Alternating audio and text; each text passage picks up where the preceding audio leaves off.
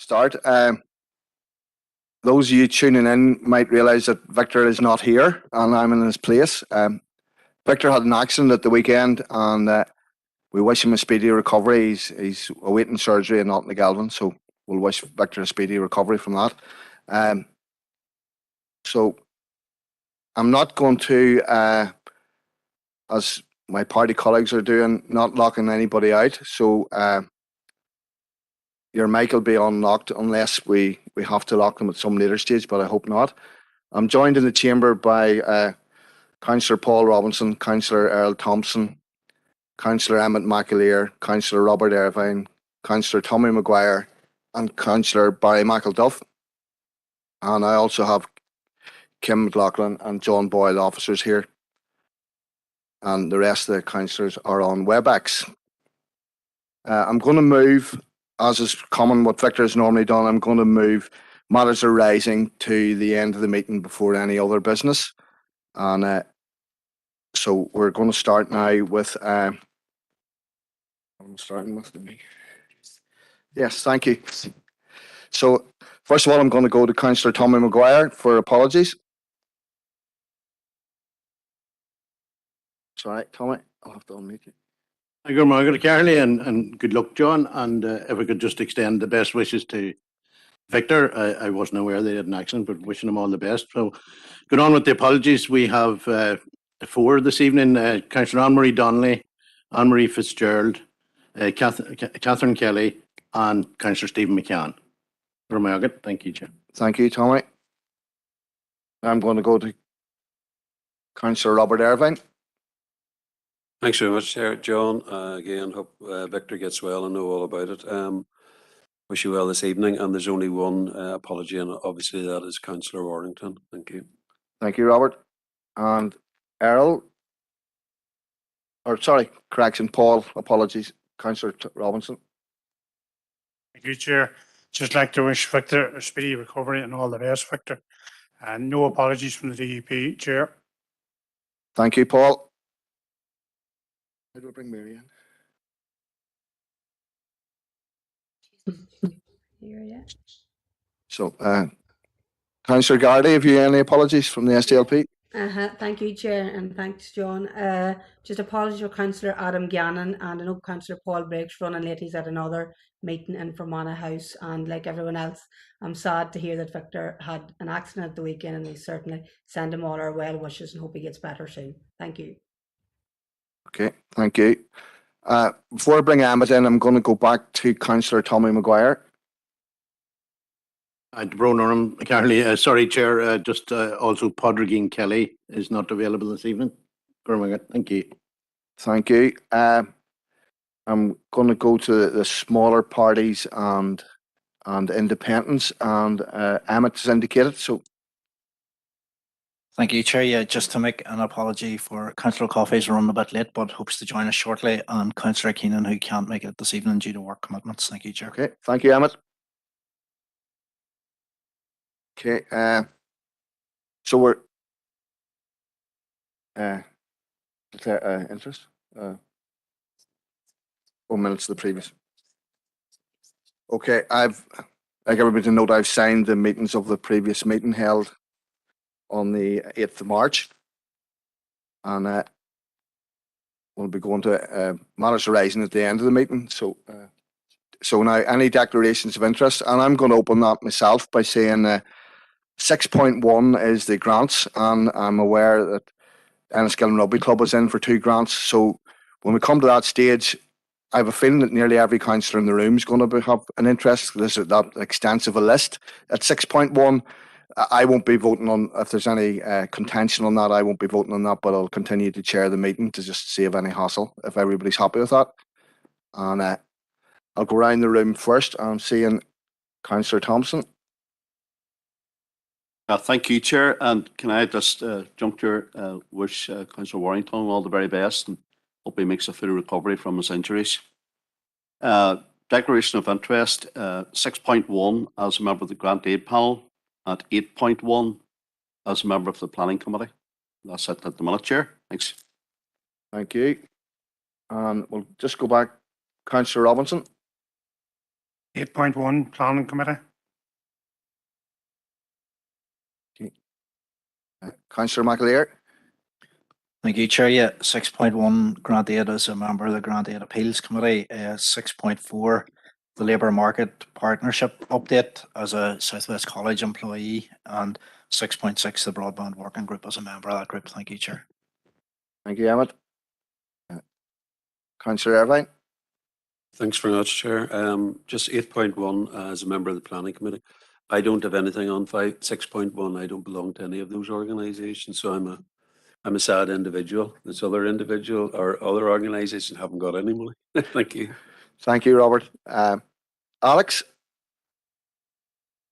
Thanks, Chair. Item 5.2, the Unesco Global Geopark as a member of the Management Committee, and like so many others, paper E in relation to Devonish Parish Church, of which I'm a parishioner.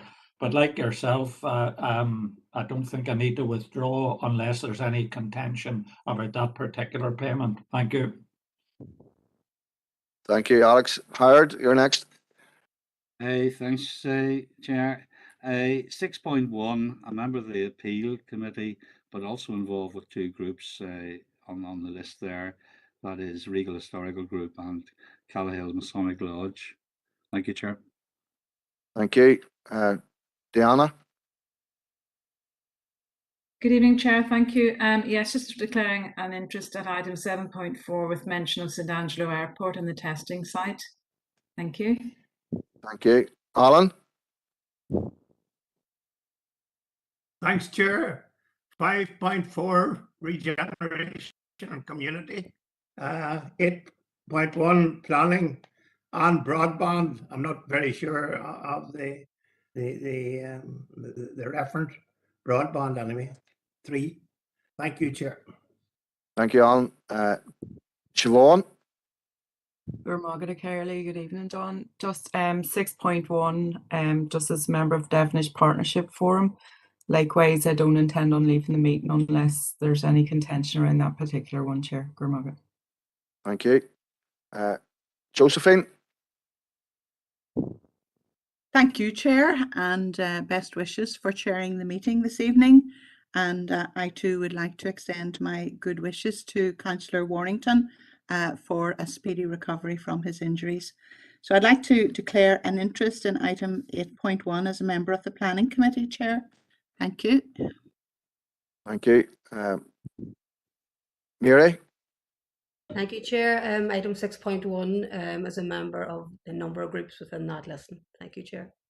Thank you. Mark. Thanks, Chair. 6.1 as well, declaration of interest. A member of the Grant Aid Appeals panel, and also two of the groups listed there, Fund a Regeneration Initiative and Carlish Ulster Scots. Thank you. Okay. And Councillor Keith Elliott. Thank you, Chair. Yeah, 6.1, the St McCartan's Cathedral and the County Fermanagh Grand Orange Lodge. Thank you. Thank you, Keith. Councillor Paul Stevenson. Thank you, Chair. 6.1, County Fermanagh Grand Orange Lodge and Ulster Scots as well. Thank you, Paul. Coming back into the room again, Councillor Chair. Oh, Chair, Bert, yes, go on ahead, Bert. Councillor Wilson.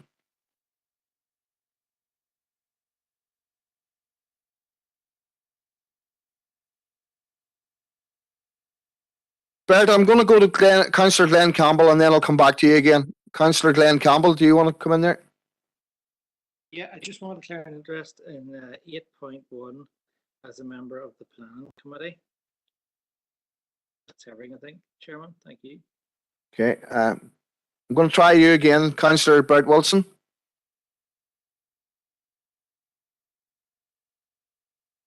Okay, Bert, I'll let you back in when you do get connected again. You may be able to hear us. And I'm coming back into the chamber again, Councillor Barry McElduff. 6.1, Chair, member of Era Og Hurling Camogie Club, Carrickmore. Thank you. Thank you, Barry.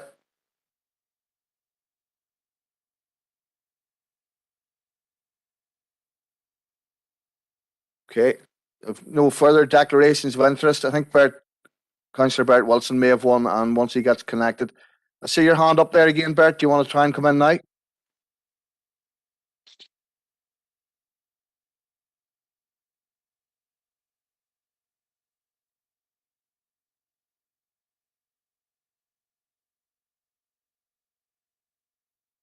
We'll try and get you in as soon as you get back on again, Bert. Councillor Deehan, I see your hand back up again. Yes, apologies, Chair. 6.1 as a member of Culmore and O'Kane Community Association. Thank you. Thank you, Josephine. With no further declarations of interest, and we'll probably get one from Councillor Wilson when he gets back in again, if he manages to get a connection again. One now to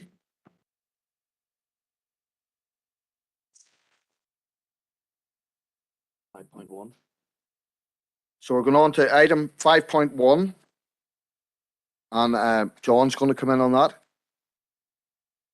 Yeah, thank you, Chair.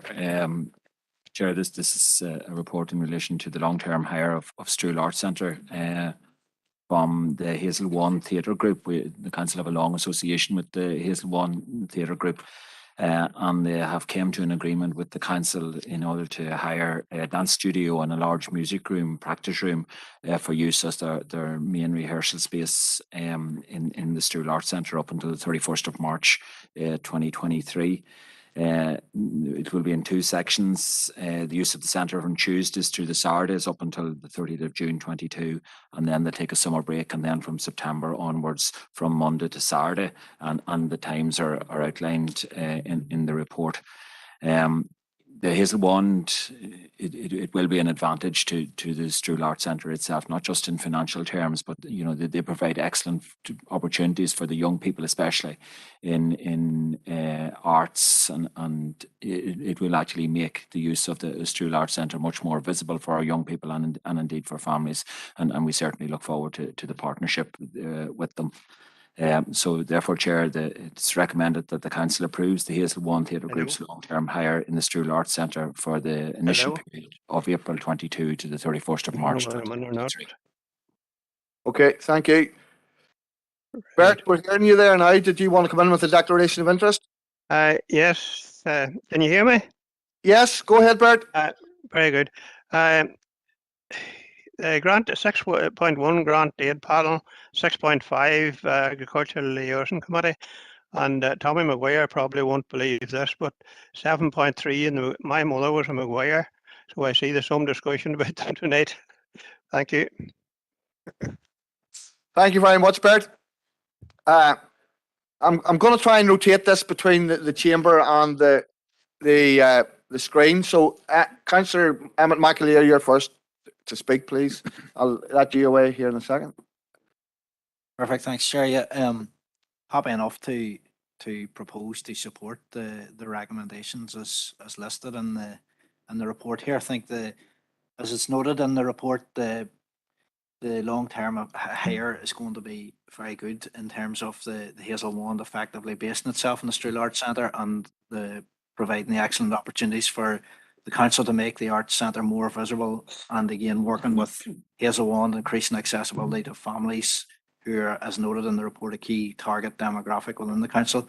2.4 notes that there'll be an agreed discount. I'm just wondering, I suppose, will this saving or discount be passed on to those who attend or are members of Hazel Wand? Maybe we don't have that information to date. 2.6 notes the future potential of collaboration, again, which is very positive. And just a wee query on page 3, item 3.2 and the human resource impact.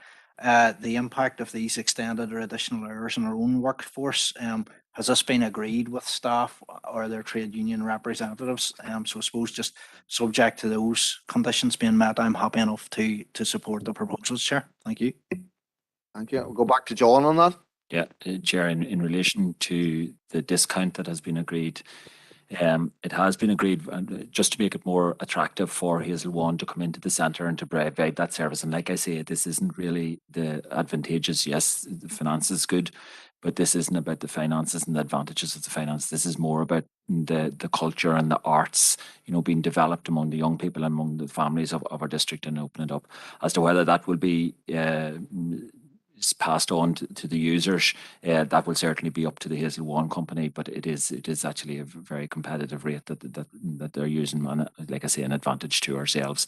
In relation to the staffing that is included at 3.2, the centre is open quite a few nights during the week as it is at the moment. It's not a major change from what we do, but it does provide us extra flexibility in the service that we can provide at the Strual Arts Centre, and all of this discussions has taken place with staff in relation to it. So there's no disadvantage to staff, and staff are more than happy in relation to the service. Thank you, John. Chair, happy then to go with that as a proposal element. Thank you. Josephine, you're next. Thank you, Chair, and I'd like to thank John for his very comprehensive report. I too am delighted at this development, Chair. I want to formally second the recommendation.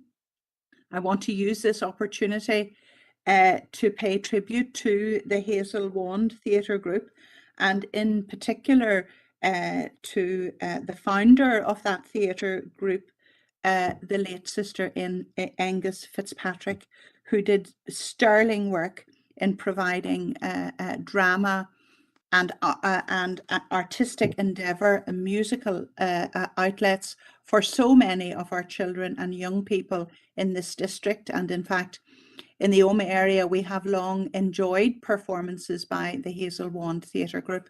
So it's great to see them moving into the Strual Arts Centre. That is really why that Arts Centre was put in that position, to encourage people not only to enjoy the arts and culture, but also to encourage our young people to embrace this very important area. And hopefully some of them will go on to have careers in this area. So it really does expose a lot of our young people and parents and families to the joys of the wonderful Strual Arts Centre.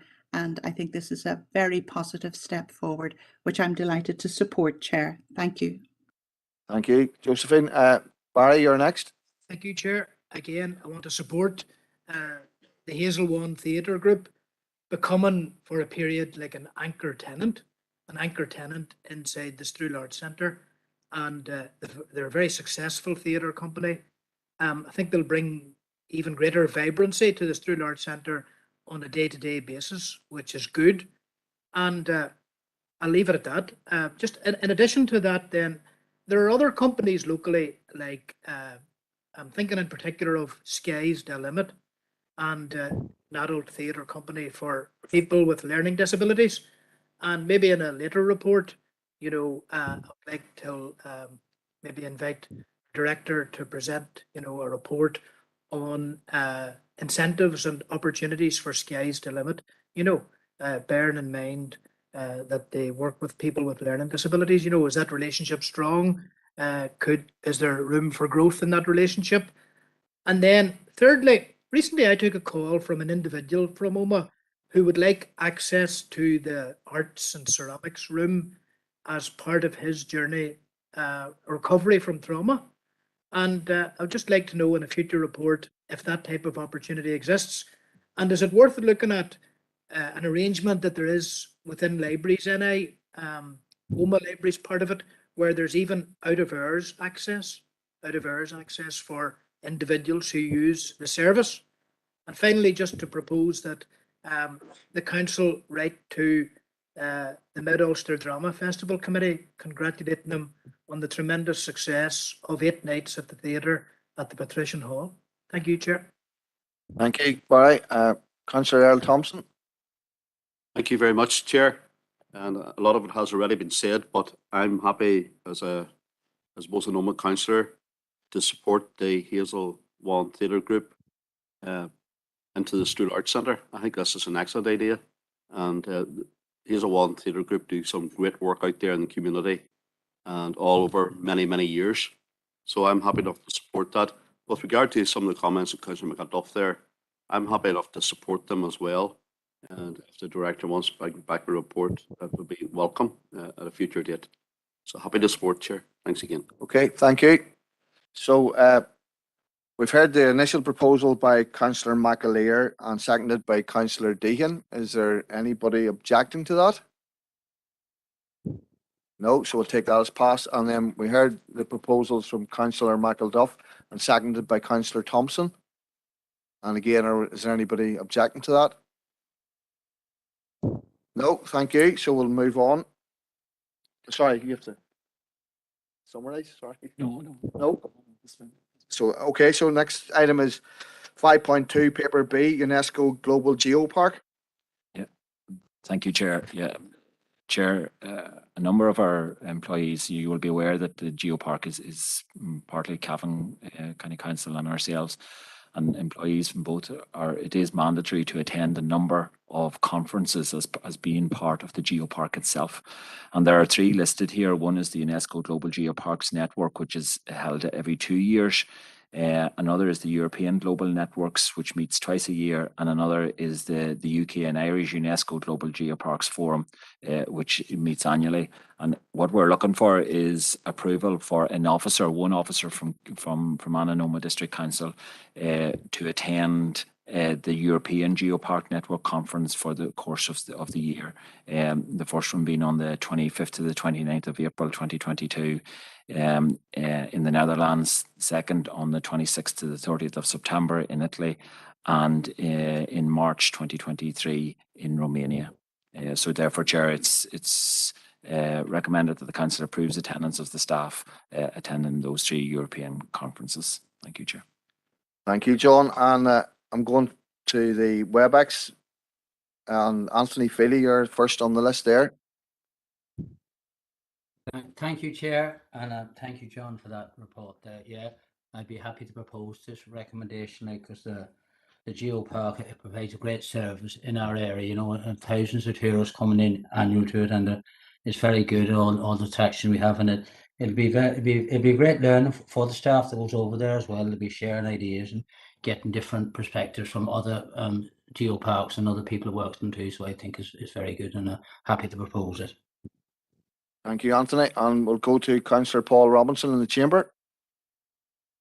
Second that proposal. And we'll go back to, sorry, Councillor Swift, you've just fell off there. Oh, I didn't fall off. I was going to second it, John, but that's fine. And just to commend all the team on the Culca Lakelands and everything to do with the Geopark. And I wish them the very best of good luck when they are at the conferences. Gurmagat. Thank you, Bernice. Councillor Robert Irvine? No. No. Councillor Emmett McAleer? Thank you, Chair. No, as noted, happy enough to support. I know it is an added expense, but obviously it's a unique and valuable asset to the district, so happy enough to support. I just have one wee query in relation to the first of those bookings is the 25th of April, which is kind of 2 weeks away, just under 2 weeks away. I'm just wondering, like, when these dates were confirmed, and maybe going forward, if they're confirmed earlier in the year, could we try and get maybe the submission or the proposal in a wee bit sooner to council? Because obviously the sooner you book the flights and accommodation, that you probably have a better chance of getting it at a cheaper price. I know it's probably not anybody's fault in here. There was probably a late confirmation of dates or whatever, but just maybe to be mindful of that if possible. If it's going to be next year, it'll be with the remit maybe of this mandate, but whoever's here this time next year. Thank you, Chair. Chair, just in relation to that, it was the delay this time has solely been due to the COVID experience and restrictions on travel and so on, and it has only been released the 3 dates, and that's why we're putting in all 3 dates at this stage to get approval from the 3 that we know about. Sure. Thank you, John. So you've heard the recommendations proposed by Councillor Feely and seconded by Councillor Paul Robinson. Is there any objections? So I'll take that as passed. Thank you. So we'll go on now to item 5.3, paper C, Ulster Scots Delivery Plan. Yes, thank you, Chair. It's a 3-year plan focusing on the needs of the Ulster Scots community in our district. It is being developed on the 4 key principles: supporting and developing visibility and accessibility, empowering the Ulster Scots community, and showcasing and celebrating. There has been a number of communications, and there has been a number of briefings to members in relation to this in February and in September, and indeed there were stakeholder events throughout the district in Enniskillen and Omagh in March of this year.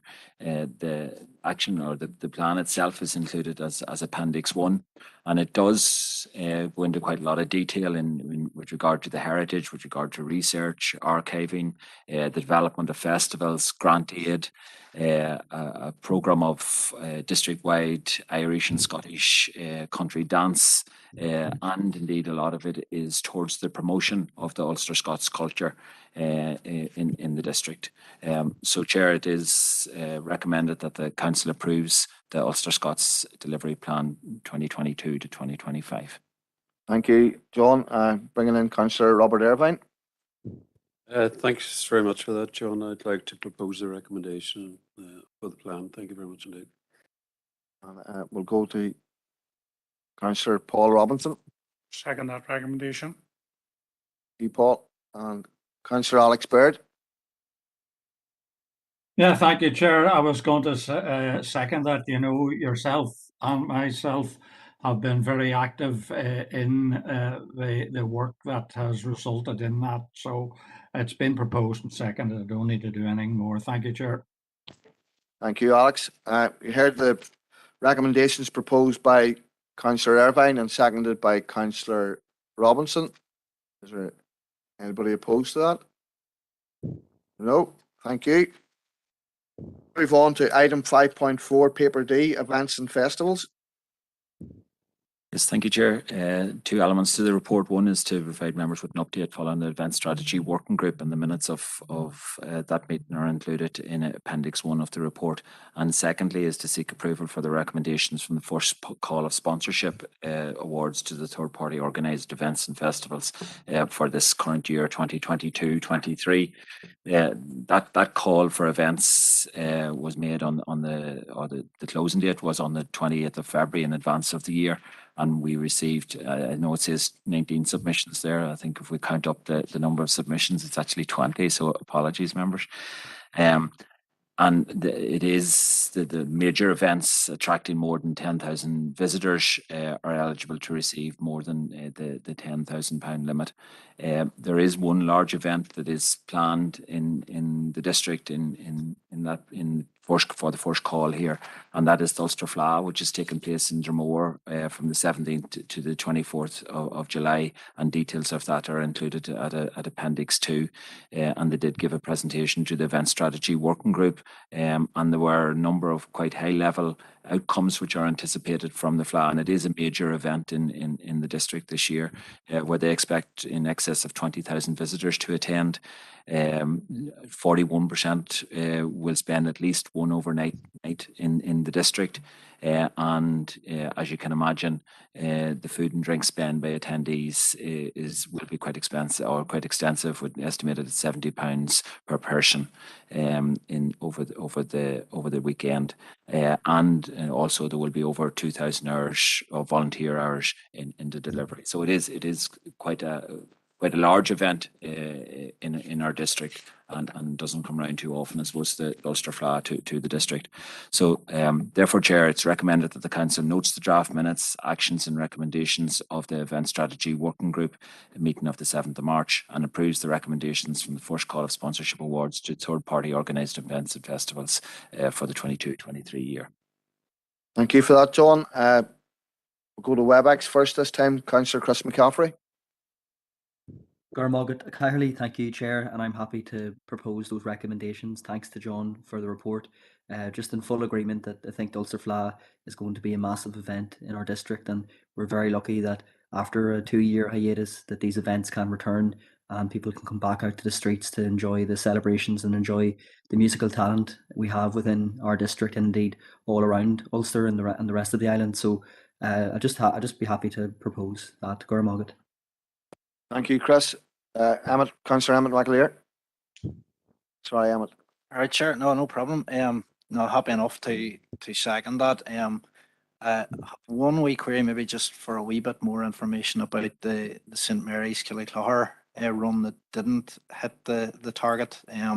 just if we could get a wee bit of feedback on that, but happy enough to support. There's a great list of stuff in there.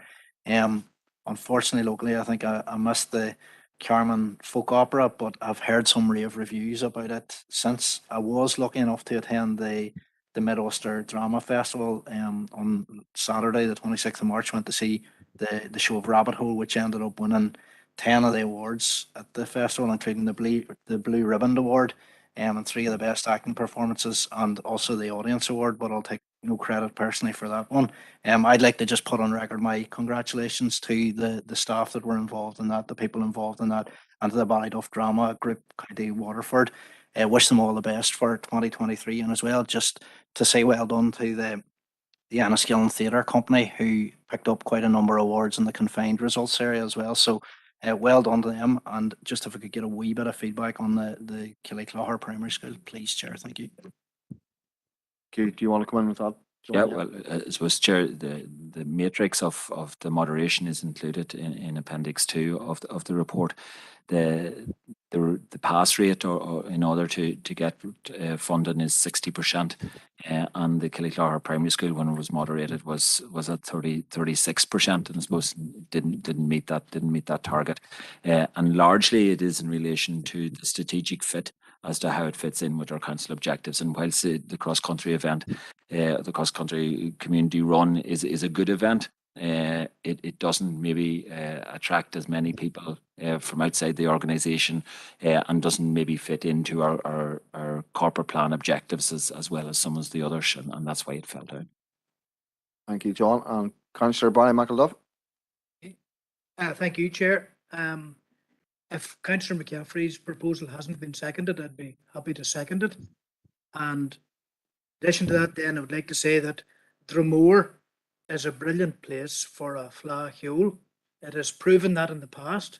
Other towns like Castlewellan and Dungiven and Bangor have hosted it in recent years very, very successfully. It's a huge boost to the local economy, as well as the social and cultural benefits. And I've every confidence in the ability of the Comhaltas Ceoltóirí Éireann local branches and the Tyrone and Ulster level of carrying it off in Dromore, and there will be huge crowds. And I think it's commonplace nowadays for there to be an actual formal evaluation afterwards, the post-evaluation of the boost to the local economy. And I think it is going to be quite significant. So I'd like to wish Comhaltas Ceoltóirí Éireann and all the people and businesses in Dromore every success in July when they host the Ulster Fleadh. It's a tremendous occasion. Thank you, Chair. Thank you, Barry. I believe that Councillor McAleer seconded that. Yeah. So he's got it in front of you. So you've heard the recommendations proposed by Councillor Chris McCaffrey and seconded by Councillor Emmett McAleer. Anybody opposed? No. So thank you. That's item 5. Now we go on to item 6.1, and Kim's going to come in with that. Thank you, Chair, and good evening, members. So the first report here is grant aid recommendations for Call 1 2223 and Community Services Project Development Grant. So the purpose of the report is to approve the recommendations of the grant aid e-panel meeting on the 1st of April in respect of that first call and Community Services Project Development grants. And those are all set out in the grant aid panel report attached at Appendix 1. And also to note the grant aid and bursaries allocated up to a maximum of £500, which are approved under delegated authority. In terms of the first call, then there were a number of grant streams which are outlined at paragraph 2.1.1, including a number of new funding streams, and the details are all provided in the appendix. And then in terms of Community Services Project Development, that grant is open on a rolling basis, and again a number of applications were considered as outlined in the appendix as well. The recommendation then is that the committee approves the recommendations of the grant aid e-panel meeting held on the 1st of April in respect of that first call, and notes the recommendations up to £500 as approved by the relevant heads of service, together with the grant awards for PCSP. Okay, thank you, Kim. Not seeing anybody indicating in the chamber, so I'm going to go to WebEx, and it's Councillor Seamus Green. Thank Thank you, Chair. I have a query here around a couple of groups contacted me and were of the opinion that the guidance and the criteria was changed that has excluded some organisations like Mana Rural Community Network and Southwest Age Partnership from the Community Premises Supports grants. Maybe Kim could comment on that. And then just one other thing, also in the community premises grant, is it the case that all arts and sport premises are also ineligible for this? And is there a reasoning around that? So just them 2 points. And I'll not be voting on this because a group that I'm involved in is getting money on it, the Cunyon Cunyon Development Association. So just them 2 general points, and then I'll not contribute anymore. Thank you, Seamus. Bert, are you trying to get in? No, well, I was going to propose as chair, I was going to propose that yes, it's very welcome to the area, and that there's a vast variety of groups and cultures here that are approved and have got quite a bit of money and help. And I was going to approve or propose that this we accept this and agree to it. Right. Thank you, Bert. Right. No. Okay, but Bert, you can't, as a chair, you can't propose this. So, but thank you anyway. Sorry. Well, I do support it anyway. Okay, thank you, Bert. Although we can't take part in it either, I suppose. Yeah.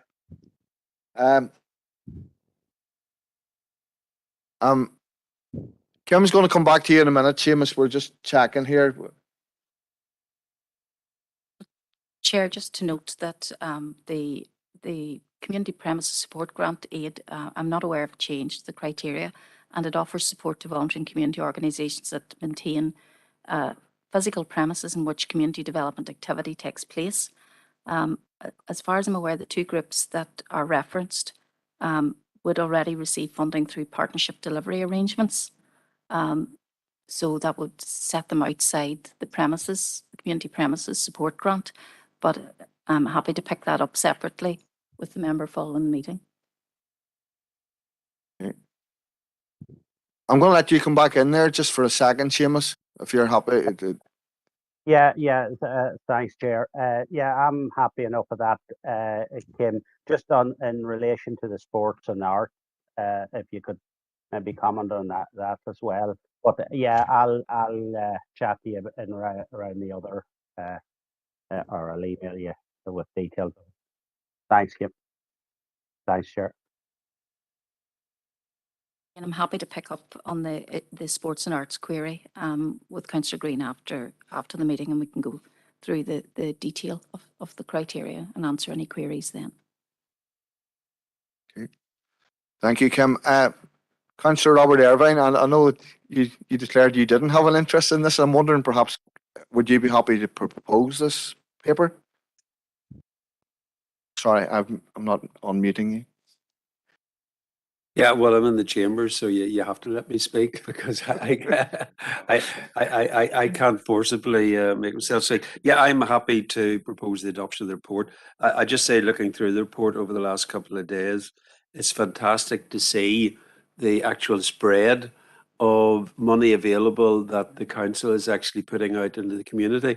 And secondly, the depth and breadth across the community of those organisations that actually are availing of it. It shows how rich the area that we actually live and represent is representative both across culture and sports. So well done, everybody. Obviously, if we had more, we'd try and give it out, but we are giving out a substantial amount of money. So well done those that are availing of it. And thank you, Chair. Yes, I do propose. Thank you. Thank you. And I'm going to go now, Councillor Paul Robinson. Second the proposal. Thank you, Paul. So you've all heard the proposals proposed by Councillor Irvine and seconded by Councillor Robinson, and there's quite a lot of us have declared an interest. So if there's anybody left out there that has an objection, now's your chance. No, so we'll take that as passed. So we'll go on now to item 6.2, and again we're going over to Kim. Okay, so 6.2 relates to one business case assessment, and that relates to the COVID recovery small settlements regeneration plan, which has previously been presented to members, and funding has been made available through the three government departments, so DERA, Department for Communities and DFI, with DFC acting as the lead partner. We have now received a letter of offer, and officers have prepared and submitted a business case to the business case team in respect of the project, and it's recommended that the business case is approved. So the recommendation is the council approves the business case in respect of the small settlements regeneration plan, and also proceeds to procurement in respect of project delivery arrangements for the village renewal projects identified. Thank you, Kim. Not seeing anybody in the chamber, so Councillor Diana Armstrong. Thank you, Chair. Yes, I'd like to welcome this. It's good to see funding going to the rural villages and towns coming out of the pandemic, just to provide regeneration schemes and to enhance. So I'm happy to propose the recommendations and thank the team for their work on this project. Thank you, Diana. And Councillor Anthony Feely. Yeah, I'll second it, Chair. Thank you, Anthony. Not seeing anybody else indicating, so we've heard the proposal by Councillor Armstrong, seconded by Councillor Feely. And is there any objections? I'm not seeing any, so that's passed. We'll move on now to item 6.3, Local Economic Development Update Report. And again, we're going over to Kim. Thank you, Chair. So this report provides members with an update on our economic development activity in 21-22 and the proposed schedule of initiatives to be undertaken in 22-23. So at 2.1 of the report, we have outlined the initiatives and programmes which were undertaken in the 21-22 year. And where there is an asterisk against some of these programmes, you'll note that the information provided only reflects programme activity up to the end of February. So there's still a wee bit of information outstanding from some of the programmes to be collated. So there are a number of initiatives there, and the targets have largely been met, with some information outstanding against programme delivery in respect of those programmes. In terms of proposed activity for the 22-23 year, at paragraph 2.2.1, we set out a number of programmes that we aim to deliver in the year ahead, including Go For It programme, Digital Transformation programme, which is a new programme, the final year of the LED funded programmes, ERDF programmes, a Tourism Excellence programme. As you can see, there's a wide range outlined in the report, and the allocated spend against each of the programmes and targets are also outlined for members' information there as well. The second part of the report then relates to the OMA Business Awards in 2022, and the Chamber of Commerce, OMA Chamber of Commerce, intends to re-establish the OMA Business Awards, which haven't been held for a couple of years now due to the pandemic. And the Council has received a request to sponsor the Best Retailer category at those awards to be held on the 14th of October 2022 in OMA. We did previously sponsor that category at the last event held in 2019. The cost of sponsorship is $1,750 plus VAT, which includes a table of 8 at the Gala Awards night. So it's recommended that the Council notes the update on the LED initiatives undertaken in 21-22. We approve the proposed suite of business programmes and other activities to be delivered in the 22-23 financial year, as outlined at section 2.2 of the report. Approve a procurement exercise for a website development programme that will support businesses to gain an online presence with an indicative budget of $25,000, and also agrees to sponsor a category at the OMA Chamber of Commerce Business Awards to be held on 14th of October 2022 at a cost of £1,750. Thank you, Chair. Thank you, Kim. And just looking here, Councillor Donald O'Coffey, your first indicate. Sorry. Well, thank you, Chair, and thanks for the report, Kim. I think there's a lot of work obviously reflected in these tables, and I'm always particularly astonished, frankly, at the outcomes that we can achieve as a council. And in particular, I was just the one that leapt out of the page really when I was looking at it was the Go For It program, which where I think we've achieved 164 jobs and are on course to deliver. This is jobs created, not jobs promoted. 164 was it jobs, and yeah, a target of 180, and we're on course for that. And when I looked at the actual cost of the program, it's unbelievable. It's only £80,000. You know, that's unbelievable. And the cost per job from that, and that's just the jobs created, is just over £400. And so I was kind of so amazed by that I then decided to investigate, you know, Invest NI and what stormont funds for job creation. And Invest NI's the total budget associated with Invest NI divided by the number of jobs created. And they're not shy in allocating jobs created. Is over £21,000 to £25,000 on average a year. That is about the industry standard. So I would just suggest that if we are genuinely creating this many jobs with £80,000, we should just think of really massively investing in this as a council. This would be colossal. If we can create a job for about £400, then we as a council should be promoting this far more than we are. It would be a huge investment. It would transform our economy at a relatively low cost. So if possible, can we investigate the opportunity to expand, maybe funding ourselves the Go For It program or some sort of extension of that? Thank you, Chair. Thank you. And want to come in there, Kim? Well, just to note that this is the final year of the existing funding for the Go For It programme, and councils are currently working together to develop a successor programme. So we'll be bringing a report at a later point around the successor programme to follow on from Go For It and the associated investment with that. Thank you, Kim. And I'm going to go to WebEx now. Councillor Josephine Deacon. Thank you, Chair, and I want to thank Kim for her report. And I think that this is very much a good news story. One of the most important functions of our council is to promote local economic development. It's a key priority for us that we as a council would be able to support people into employment. And I want to support Councillor O'Coffey's comments about the Go For It programme. It has been very, very successful in delivering jobs at a low cost, and I look forward to hearing details of the successor programme. Looking forward to 22-23 programmes, it's good to see that we work in collaboration with organisations and bodies like Ulster University and other councils like Belfast City Council. I particularly noted initiatives supporting women entrepreneurs in collaboration with all 11 councils, and I think a very small cost of £10,000 per year. And I also welcome support for youth entrepreneurship. I think this is an untapped resource. Our young people are so creative and so imaginative in the ideas that they come up with.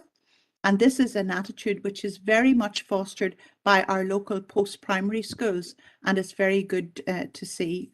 So I welcome all of that, Chair. And I also have had in the past the pleasure of attending the OMA Chamber of Commerce Business Awards event. It's a very worthwhile event. It celebrates achievement in the best possible way. And I am pleased that Fermanagh and Omagh District Council can pay a very small sum to sponsor one of these categories. So I want to welcome this report and to formally second its adoption, Chair. Thank you. Thank you, Josephine. Going now to Councillor Earl Thompson in the chamber. you very much, Chair. And I don't think it was actually formally proposed by Councillor Coffey. I'm assuming Councillor Dehan's proposed it there now. I'm prepared to second the recommendations as listed. And I think it is a good news story, as Councillor Dehan alluded to. Very much to be welcomed in this area of Fermanagh Lomond as a council area, and particularly in West Tyrone, I would assume. But just with regard to the last part of it, the fourth recommendation about the Omagh Chamber of Commerce Business Awards, it is always a great event, a celebratory event for all our businesses within this whole area. So only disappointment I have is it didn't fall within my year as chair of council. But however, I'm very much happy to support all parts of the recommendation. Thanks again, Kim, for the report. Thank you, Chair. Thank you, Earl. Josephine, then, Donald, you didn't propose that, no? You didn't propose it? Didn't, no. No, okay. Josephine, are you happy then to propose? And Very happy to propose, Okay. Chair. Thank you. Thank you. And then I'm going back to WebEx. Councillor Diana Armstrong. Thank you, Chair. Yes, really following on the positive comments from colleagues, I'd like to commend the Tourism and Economic Development team. This is considerable funding, the suite of business support programmes for the 2022-23 year. You know, I think in the current economic times that we're living in, it's good to see the resources being put into future development of opportunity for all sectors. In particular, I do welcome the involvement of Ulster University. I think it's very good for us to look outwards to get the economic reports back to our business community and to work with the business community. The TEDx talk on the 9th of June, I welcome that. It's the first ever TEDx from Anna or from this district. So I welcome that. Emma Weaver, I've heard before, she will be a really, really good speaker. Welcome also the promotion of the local agri-food sector by funding the annual membership. So all in all, this is terrific work. I'd just like to say thank you. Thank you, Diana. Councillor Campbell will note your declaration of interest there on the chat function. And we're going to Councillor Barry McElduff in the chamber. Again, I want to commend the suite of programmes that are mapped out for the next year. Very, very wide-ranging and relevant. In relation to 2.29 Fermanagh and Omagh careers fairs, I think COVID impacted on our previous plans, and I think it was agreed at the time that there would be a significant effort made to bring a focus to placements and job opportunities for people with disabilities, including learning disabilities. You know, we do work well as a council with organisations like Leonard Cheshire and others, and we're part of the local engagement partnership. And at their meetings, they're always on about we need more opportunities for people with disabilities and learning disabilities. So a wee bit of thought should be put into that in terms of the content of those careers fairs. And I want to thank the council recently too for hosting kind of informally an arrangement with a young man from the Now group who was facilitated by council staff and getting to know more about this council and about local government and all of that. And there might even be an opportunity to develop that relationship with Now in the future. But then secondly, just I do think, as Councillor Armstrong has said, the relationship with the Ulster University is very positive, and I do think that's value for money. I think they were involved even recently in the socio-economic profile exercise, as well as other things we've heard from Owen McGuinness when we needed to. And there's probably some complementarity with 2.217, the social enterprise membership, with what we're trying to achieve in other strands of the council work. So that's it, Chair, just to seek reassurance that in relation to 2.29, that there would be a special effort, a significant effort made to incorporate opportunities and placements for people with disabilities and learning disabilities into any careers fair, that would loom large in that event. Thank you, Chair. Thank you. I think Kim wants to come in there on that. Yes, just to note that certainly we'll pick up on that, and it may also be of relevance to the next report as well, Councillor. Okay, thank you.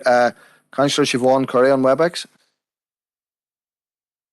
Gurmagad thank you, Chair, and thanks, Kim, for the report, and just thanks also to the economic development team there. They do great work, and as others have said, there's a lot of work contained here, and actually just sort of having a quick skim through and totting up actually the jobs that have been created over the last year. It's just shy of 700 jobs. And when you add up that, based on 700 full-time jobs equivalent, that's quite a lot of families supported in our district through a relatively small budget. But I do note that of the budget for the year ahead, 2/3 of that, or at least over a third, and then part of the Go For It programme funding is coming from that European Regional Development funding, and then what is detailed at 2.24. So that's 2/3 of the funding that's potentially coming to an end then. If I understood Kim right, I presume that's due to Brexit. So have we got any indication? I know, Kim, you had mentioned there that we're working with other councils to look at the continuation of the Go For It programme or something like that. But is there any indication from government, from the government departments, from either Westminster or from the central government here on what is going to replace that? Because we see the significant benefits, those jobs that have been created in the last year, and I'd just be a little bit concerned if up to 2/3 of the funding was disappearing from that. Just separately, I'd also just like to comment, there's a great variety, a great diversity being offered here. I'd also just like to say on the careers fairs, there's a fantastic careers fair that's run every year through Seach na Gaeilge as well, because there's a vast amount of growing industry for Irish language speakers. And it's sort of, it is separate, and I think there's value in that too. But it might be just an idea to invite some of those organisations, perhaps they are, but just if they're not, if that could be looked at. But overall, brilliant work. And as for the Now Group, if I'm not mistaken, I think I remember proposing actually that we kind of sponsored an apprenticeship programme with the Now Group in conjunction. I think that was with the Ulster American Folk Park, with the cafe out there, and just around the hospitality industry as well. Is that ongoing, Kim? Thank you. Yes, Chair, Councillor, that will be supported through our social economy and social enterprise work. So that is currently ongoing at the moment. In terms of the query around funding programmes, we don't have I suppose, a guarantee in terms of the replacement funding for the ERDF programmes that are currently being supported. Those are really, I suppose, what we're in discussion with in terms of working with all of the other councils and government departments, and also identifying potential new funding sources through some of the new funding streams which are coming online in terms of levelling up and shared prosperity. So at the moment, that is a work in progress. Okay, thank you, Kim. Bring in Councillor Robert Irvine. Thanks very much, Chair. John, I'll not repeat what a lot have said. I take on board what Councillor Coffey Donald has said in regard to the value for money. We need to bear in mind that when the new mandated councils came in, there was a proposition on the table that economic development would be devolved down from the central government departments. That fell by the wayside, unfortunately. And what really is sitting on the table was really a SOP from central government to us as local authorities to sort of soften the blow, so to speak. Honestly, when you look at what we as councils at local level can do to provide jobs, and it's already been highlighted by my colleague, the actual cost for putting the jobs on the ground, sustainable jobs, and you look at the centralised job providing organisation, which is Invest NI, and you look at the thousands upon thousands that it costs them to actually bring in foreign investment into the country, the value for money just isn't there.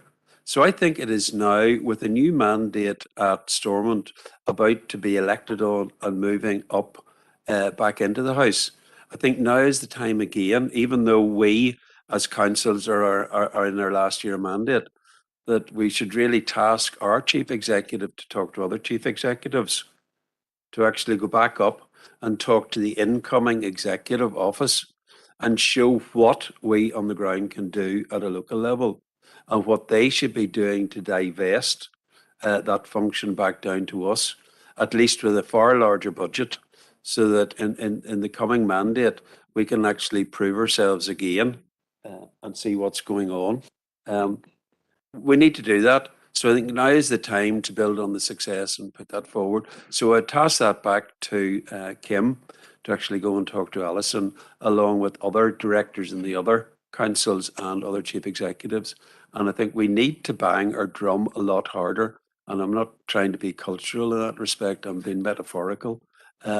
And see what we can do. Because nobody's going to actually praise us unless we promote ourselves, and we have to promote ourselves. And these are jobs that are based in our locality. And as Councillor Curry, Siobhan, it's money coming back in, so it's circulating and regenerating within the community. And we need to do that, because that's what people are looking for when we go out and talk to them about other community issues. They want jobs as well as other things.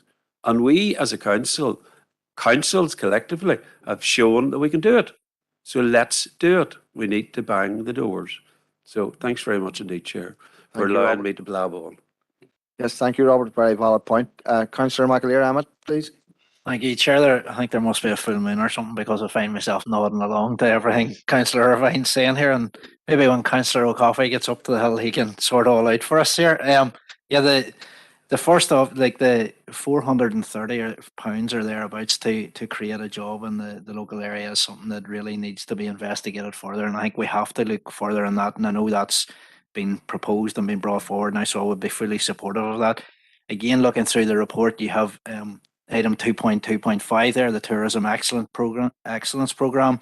You have 2.2.11 and 12, which are female entrepreneurship and youth entrepreneurship, and they're all things that are to be welcome. But there are a number of ones I suppose I would be a wee bit more cautious of. The likes of 2.2.13 and 2.2.9, which I've spoken previously on in terms of the career fair and the business support awards, that there are certain industries and certain businesses that I think we should be steering against. And I'm aware, I suppose, that the council has a corporate position in relation to that. And I suppose that's, I'm going to have to disdain or dissent from the proposals that are noted on page 5, 2.3 there, and the support for the sponsorship of the business award, because Dalradian are a member of the Omagh Chamber of Commerce.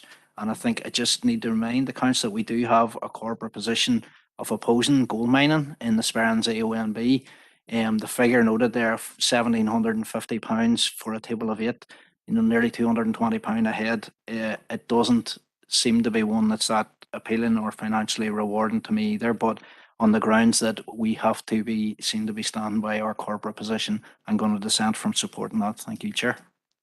Thank you, Emmett. Your dissents are noted. I'm bringing in Councillor Paul Robinson. Thank you, Chair. If Councillor Irvine was making that a proposal, I'd be very happy to second what he was. Thank you, yes. Thank you, Paul. Councillor Howard Thornton. Thank you, Chair. I was going to come in second there, but I had one other issue. We've talked about it before in the Chamber, and this is with regard to business support events. And I wonder, is this included here? This was about reducing food waste in the hospitality sector. And once we talked about the RAP project, which had been taken on by one of the councils in Northern Ireland, I wonder, is that being included in these business support events? Because my understanding was we passed it, that it should be, undertaken with the hospitality sector to reduce waste with food and so on and so forth. I just wondered from Kim if that has been taken on board. Thank you, Chair. Thank you, Kim. That project's been taken forward through our Environment and Place team, as far as I'm aware, Chair. So it will be separate to this report, but will still be progressed. Thank you, Chair. Yeah, I mean, as long as it isn't forgotten about. Thank you very much. Thank you. Thank you, Howard. So we've had Josephine and Aaron start. Okay, so we've had the recommendations proposed by Josephine and Councillor Josephine Deacon and Councillor Earl, seconded by Councillor Earl Thompson. Councillor Mcguire has indicated his dissent. Is there anybody else wishing to indicate their dissent? Councillor O'Coffey? And I'm not seeing anybody on WebEx. So your dissent has been noted. We also have Councillor Irvine's proposal that the Chief Executive would seek to have further funding devolved to the council to create jobs or something. Do we want to more formalise that, Councillor Irvine?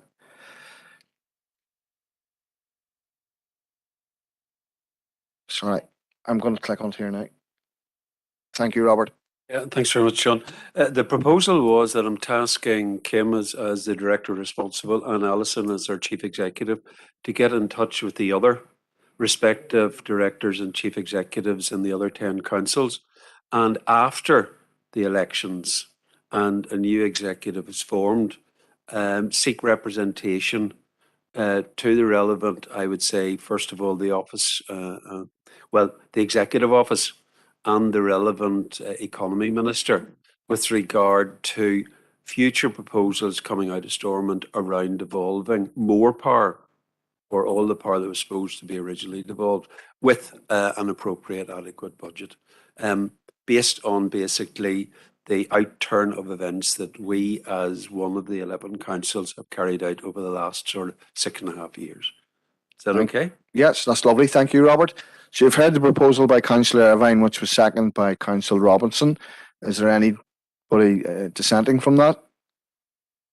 I'm not seeing anybody in the chamber and there's no indications on WebEx. So we'll take that as passed as well. We now go on to item 6.4, Fermanagh Oma Labour Market Partnership, and go to Kim again. Thank you, Chair. So the purpose of this report then is to seek approval of the LMP action plan for 22 to 23. And officers have been working with partners through an interim multi-agency labour market partnership for the district. And this is working towards delivery of employability outcomes and labour market conditions locally through that coordinated partnership. The Labour Market Partnership reports to the Community Planning Partnership also in order to secure wider partnership involvement and engagement, as well as reporting to the Council. The interim Labour Market Partnership first met in July 2021 and has been continuing to meet on an informal basis since then, managing the development and delivery of the 21-22 Labour Market Partnership Action Plan, and also procured consultancy support through Food for Thought to undertake the development of a 22 to 23 Labour Market Partnership Action Plan. The projects are being funded by the Department for Communities, who indicated an indicative budget of just under £500,000 to deliver the action plan in 22 to 23. Correspondence has now been received from DFC indicating that whilst their budgets have not yet been agreed for the year ahead, the department does remain committed to labour market partnerships and will operate with an indicative budget of 5.5 million as a minimum in 22 to 23. And we have sought clarity from the department in respect of the council's allocation and whether there's any impact on the previous letter of offer. So in terms of the action plan for the 22 to 23 year, we did engage Food for Thought, and an action plan has been developed at Appendix 1 to this report. And that was agreed by the Interim Labour Market Partnership on the 23rd of March 2022. It was designed to align with 3 strategic priorities which have been set out by the department and defined for the development of the Labour Market Partnership programme. So those are to form and successfully deliver the functions of the local labour market partnership for the area, to improve employability outcomes and or labour market conditions locally, and to support the delivery of employability NI. The three key themes most relevant then to our district council were identified through this work as being reducing unemployment, improving basic education, and then tackling the growing trend of economic inactivity, which has been stubbornly high in our district, by focusing on three underlying themes, including health and disability, the age profile of the economically inactive, and then addressing the growing gender gap in the economically inactive group as well. So a number of activities and outcomes have been outlined in the attached action plan designed to address those themes. And on page 3 of the report, I've set out those priorities and the key elements of the themes which are identified. So further to the endorsement of the interim labour market partnership, we have submitted the action plan to the Department for Communities for their consideration and review also.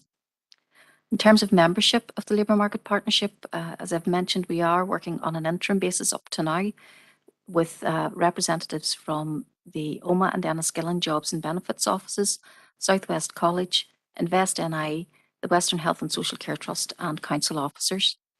And it's recommended that we now move to a formalised partnership and that we engage with local industry and business sectors to nominate representatives onto the partnership alongside the trade union representative.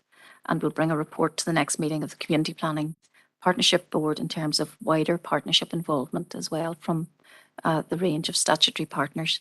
And council officers will continue to be responsible for facilitating and managing the delivery alongside secretariat support.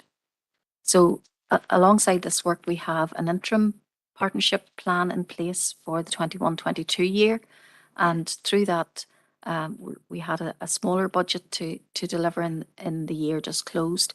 And we progressed a number of academies, and they have been launched in terms of addressing specific local employment issues, including a childcare academy, an HGV and coach driving academy, a welding academy, and a hospitality academy. And we expect those to close out by the end of April. And they are providing the opportunity for up to 70 participants who are currently not in employment to avail of that specialised training and mentoring support to increase their employability skills and obtain a job interview with a local employer. So I've outlined the budgetary position in terms of the allocations, which we're seeking further clarification on in terms of the year ahead. And it's recommended that the committee approves the Labour Market Partnership Action Plan for 22 to 23, approves the establishment of a formal labour market partnership to replace the interim partnership, and also notes the update on the action plan for 21 to 22. Thank you, Kim. Not seeing anybody indicating on WebEx, I'm going to go to Councillor Donald Coffey in the chamber. Thank you, Chair. Yeah. I think it's welcome that we have taken an approach to this very important issue in this way. I also note that there will be one representative of the workers on this body. There's a number of issues, however, reading this that I'm kind of shocked at in some regards. Firstly, that unemployment is identified as one of our key targets when the reality is everyone knows there's actually a labour market shortage at the moment. In terms of supply, and unemployment rate in Fermanagh is way below the rate of Northern Ireland, which itself is below the rate in UK. The most obvious concern in the labour market at the moment is actually pay, workers' pay. That should be a target. I would like to propose that would be a target. The second issue is really, I would like to see strengthened references when we're talking about bringing disabled workers into the labour market. We need to make sure that there's no exploitation, so we need to include the idea of a living wage. Similarly, in regard to the apprenticeships that have been identified, they need to be clarified that these are quality apprenticeships recognised. We don't always get that, unfortunately, with recognised qualifications, transferable, with day one rights and an expectation of a job at the end of them. And there's another major issue here, which is really the what I feel is there's a lot of good analysis in this, but a sharp lack of ambition. Page 21, we trying to turn the curve, which there's a little graphic there on page 21. It indicates, I think this is in regard to economic inactivity. Let me just find it here. Page 21. What the graphic shows, we're only getting back to 2024. In 2024, we're only getting back to the 2019 figure, but we're still higher than 2018. Page 22, there's also a turn the curve graphic, which actually sees economic inactivity in this area will rise and rise significantly above the level it was at in 2017, 2018. Page 23, the turn the curve, which is our objective, will see female economic activity only marginally increased, only back to 2020 levels, but 4% lower than the figure in 2018. Is this what the ambition of this council is? I don't think it should be. And especially when we look at the funding per job created in the Go For It, which we've just seen is over £400. The amount of money we're spending here could actually create more than certainly 1,100 jobs on the equivalent. I also, a key feature of this, and it's very good in this analysis, is that the gender disengagement gap, it is higher for Man and Oma than the Northern Ireland average, much higher. And that was in 2020. And as everyone knows, that differential has actually markedly increased over the period since then. 74% of parents, according to the figures we have, identified inadequate childcare to be the #1 barrier to them rejoining the labour market. But in our proposals, there's actually only female entrepreneurship training, which we've already funded in the last mode, in the last issue, and actually training up childminders. And if you know what's happening with childminders, you know that there's actually an excess of childminders at the moment, and a lot of childminders are leaving that sector because the pay conditions and support in the last year or two has been dreadful. So there's actually not a need to train up more childminders. What there would be a need for, I think, and I would like to propose it, is that we would, as a council, actually support the establishment of low-cost, accessible childcare to encourage parents, and in particular women, to return to the labour market. And I think that's what we need to do as a centrepiece of this. And I think if we did that, we would probably bring more women into the labour market than any other feature. And I don't see the need for training registered childminders or more schemes on entrepreneurship. We need to actually enable women to engage in the labour market. Thank you, Chair. Okay, just about to call you there, Donald. Okay, so Thank you, Kim. just to comment on a number of those points, I suppose in terms of the comment around ambition, I think it's important to note that this is a 1-year action plan. It's dealing with systemic issues which have not been improved over many, many years, and dealing with long-standing challenges to our labour market. So I think it's good to have ambition, but it's also important that we be realistic about what we can actually deliver in a year in terms of very significant and long-standing structural challenges. We do have limited population growth in Fermanagh and Omagh, which is a point that has been made. We have a decreasing labour pool. Our unemployment figures are above the pre-COVID levels, so there's still an issue with unemployment to be addressed in terms of the local area. We have increasing older population, and we have a very stubbornly high level of economic inactivity. This plan sets out an approach to supporting people with disabilities and working with those farthest from the labour market in a very supportive manner. It's also about employing a coordinator who can provide pastoral care and support, and working in a very supportive manner to try and address the issues, including working with employers to build their understanding and flexibility in terms of a flexible approach towards in providing opportunities for people with disabilities or who have less flexible opportunities to work. So again, there are a range of long-standing challenges here. We do know that there is a huge issue with access to childcare, and that's been reported in ongoing childcare surveys. And I think that there are a range of opportunities to improve access to childcare. which we're also trying to address through this plan. So that's my comments at this point, Chair. Thank you, Kim. I'm not seeing any other councillors indicating.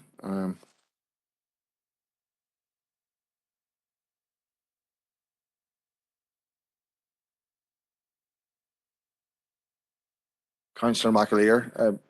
Thank you, Chair. And maybe you could advise, the top table could advise, I've declared an interest as a member or an employee of Southwest College. Now, I don't know if I can support or second the proposals that Councillor O'Coffey has made. I think the majority of them don't relate to Southwest College, bar possibly the one about apprenticeships. But if possible, I would second or support them. If not, I'll take your guidance on it. Thank you, Emmett. My advice that I'm getting up here is you have declared an interest in this item, and it's in its entirety, I'm afraid. So thank you for that. So is there anybody wanting to propose the recommendations? We have also a proposal from Donal to add some items. It was a living wage to item 2.3, wasn't it? No. He made a proposal there, but then I'm looking for somebody to propose the actual recommendations. Chair, I come into. Sorry, thank you. If you hold on a second, Josephine.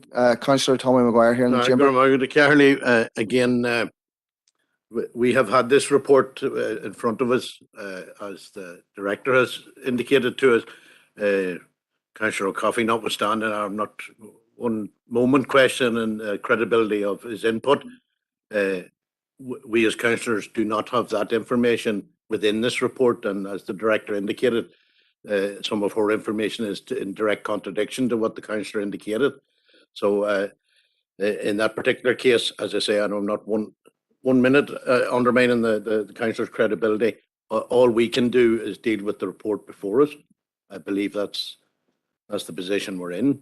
So as I say, having said that, we've had this report, we've looked at it, we've taken it as being accurate. So therefore, I'm happy enough to propose the recommendations, and that is the best that we can do with the information in front of us. Or am I going to carry? Thank you, Councillor Mcguire. Councillor Paul Robinson in the chamber. Thank you, Chair. I'll second Councillor Mcguire's proposal. Thank you. And Councillor Deegan, you had indicated there as well. Yes, thank you. Well, just to support the recommendation. I also want to say that I think Councillor O'Coffey speaks with great authority. And as Councillor Mcguire has said, a lot of that information that he provides is not known to us at this particular time. However, I want to particularly support his comments in relation to affordable childcare. I think this is one, and we all agree, we have debated this in the chamber on a number of occasions previously. It is the single access to affordable childcare is one of the greatest barriers to women being fully engaged in the workplace. I do think that it is something that as a council we need to be proactive in addressing. And I certainly would support Councillor O'Coffey's proposals in regard to that, that we look again at ways in which we can support women, that we can lobby employers to assist in provision of creches and ways that will enable women to pursue their careers and take up their role in the workplace. Women have an awful lot to offer the workplace.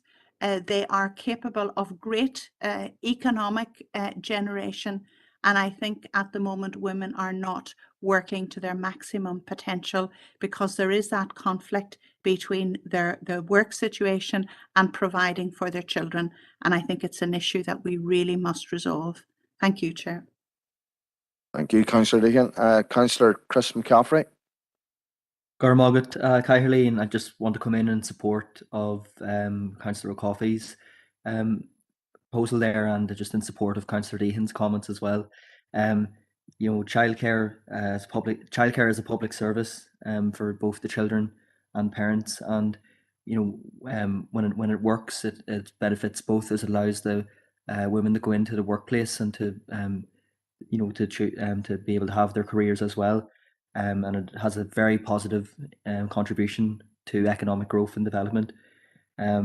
So for those who can avail of it, it's hugely important that the childcare costs are made affordable to families. It's the only proven economic growth and success of a country is when women are able to enter the workplace. The statistics on that are overwhelmingly clear all around the world that countries which women are able to enter the workplace at a higher rate succeed economically. So I think not only in that regard, but just in regard to the rising costs of everything, that we need to make sure that childcare is affordable, because it allows families to be able to go into the workplace. And I just really want to support what has already been said on that point. Gormagat. Thank you, Councillor McCaffrey. Councillor Siobhan Craig. Scuramagada Carly, and it's on a similar vein, really. Yeah, I've spoken a lot about it here, certainly before, about the biggest barrier, certainly, to women and to many families just entering or re-entering the workplace is around affordable childcare. And when you hear figures quoted like it's another mortgage or more, but then at the same time, the childcare providers actually struggling as well. I think that tells us an awful lot. It tells us that the cost of living crisis that we're talking about today, we've had the poverty initiatives proposed by my party colleague Collier McElduff a few years ago, and I think this goes right back, probably, when you look at it, to this regime of austerity and cuts, where the childcare people can't afford to pay childcare, and the childcare providers can't afford to stay in business. I think it's just very telling. So I think there is work underway to develop a childcare strategy. We need to see that delivered. I would be very supportive of seeing just childcare being more mainstream in the workplace, in the public sector as well. Like I say, we've spoken about it a lot here, but just to explore that further, and just to add my support to that, Chair Gormagat. Thank you, Siobhan. So what we have is, the first proposal is Councillor Mcguire proposing the recommendations of the paper, and seconded by Councillor Robinson. And then I'll come back to Councillor O'Coffey's proposal then. So is there anybody dissenting from that?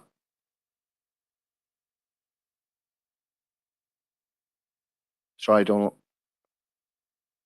Yeah, Chair, my proposals would significantly run against that, because obviously I want to change the recommendations. Thank you, Chair. Okay, well, well, see, from what I've noted here, and I'm just checking with Kim here, the only part that's been seconded is that we have a further look at the cost of affordable childcare, and I was going to take that as a secondary motion that Kim would come back with a report. So I'm going to let you back in here briefly, Donald. Yeah, I just want to clarify. So it's not been seconded then that we will have a living wage for to encourage people out of economic inactivity, and we'll not have a living wage when it comes to job placements for disabled people. Is that what's been proposed here? I just want to clarify. Sorry, that hasn't been seconded, so it's not going to be. But are you happy enough that we go ahead with your proposal around childcare and both affordable childcare and a decent return for those people involved in supplying childcare? And that has been seconded by Councillor Deegan and has been supported by other councillors, and that will be a report brought back. Chair, I'm happy to get at least that much. Thank you, Chair. Yeah, thank you. Thank you. So you've heard the proposal that we look at the issues around childcare raised by Councillor O'Coffey and seconded by Councillor Deegan. Is there anybody dissenting from that? And I'm not seeing anybody indicating. So, thank you. Chair, if I could just note that we don't have the authority to impose a requirement on employers around their pay conditions in terms of our own council responsibility. And in terms of apprenticeship schemes, there's a scheme in operation in terms of the levels of reimbursement. Okay, thank you, Kim. So now we'll go on ahead. That's that item cleared up. We'll now go to item 6.5, which is, sorry, Donald. Oh, sorry. As Donald was indicated first, I'm just going to let you in here briefly, Donald. Yeah, and just I recognize obviously that there are limits to our powers to enforce living wage requirements on any supplier or contractor, but I think it is not beyond the powers of this council that we could make any contractor or, so for example, anyone that's applying for support under these measures actually sign up to a commitment. All they have to do is commit that they will pay a living wage. And then if they don't implement it, I'm sure that the worker concerned or the trade union would obviously represent them as necessary. And we don't have to check that. We just have to ask them to make it. And similarly with an apprenticeship, if the apprenticeship is not transferable skills, then we shouldn't be supporting it, Chair. Thank you. Okay, thank you, Donald.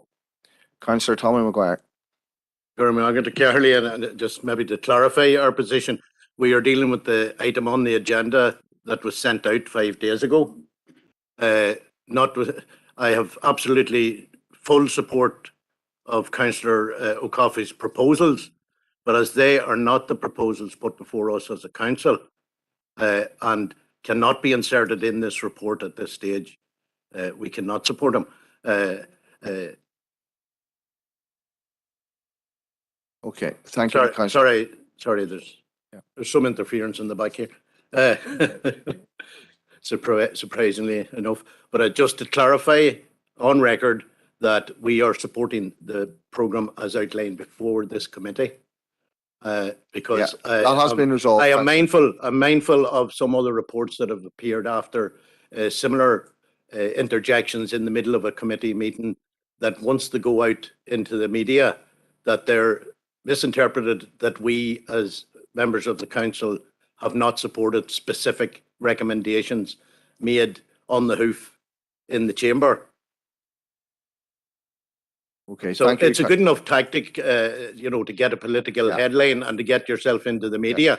But we as a council deal with the. Okay, thank you, Councillor Mcguire. Well, I'm getting a sorry, can we keep it quiet at the back there? Councillor Mcguire speaking. I'm trying to make a very valid point because it's not. Yeah, your point has been, Councillor Mcguire's point has been noted. Well, we're dealing with the item in front of this. Sorry, Chair. I'm going silent because of the interference and the interjections from behind. I'm just trying to make a very valid point that I'm not for the first time that we deal with the agenda as presented to us 5 days ago.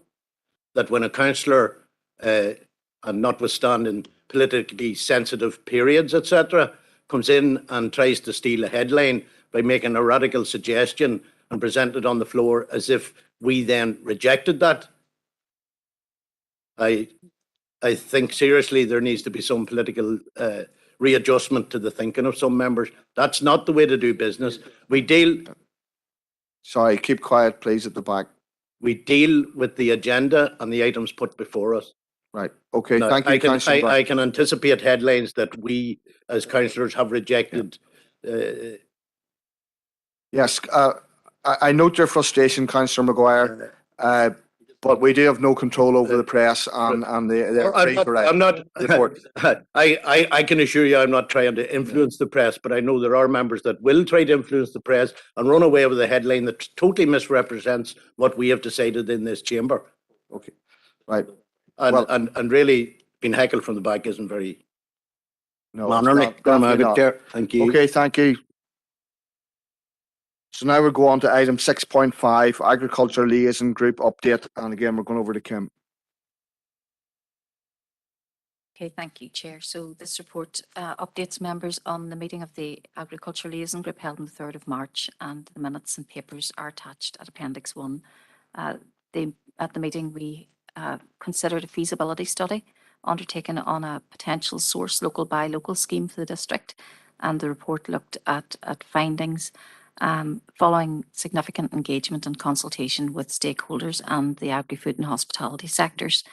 And the recommendation was that the approach should go beyond a source local buy local scheme to establish an industry-led collaborative network to link the agri-food and tourism sectors.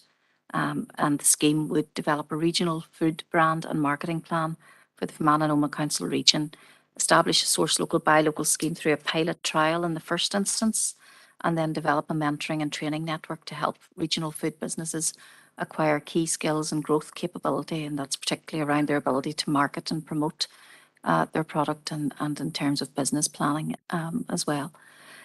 It's estimated, however, that the financial implications of taking forward that programme of work over a 3-year period would amount to just under £300,000.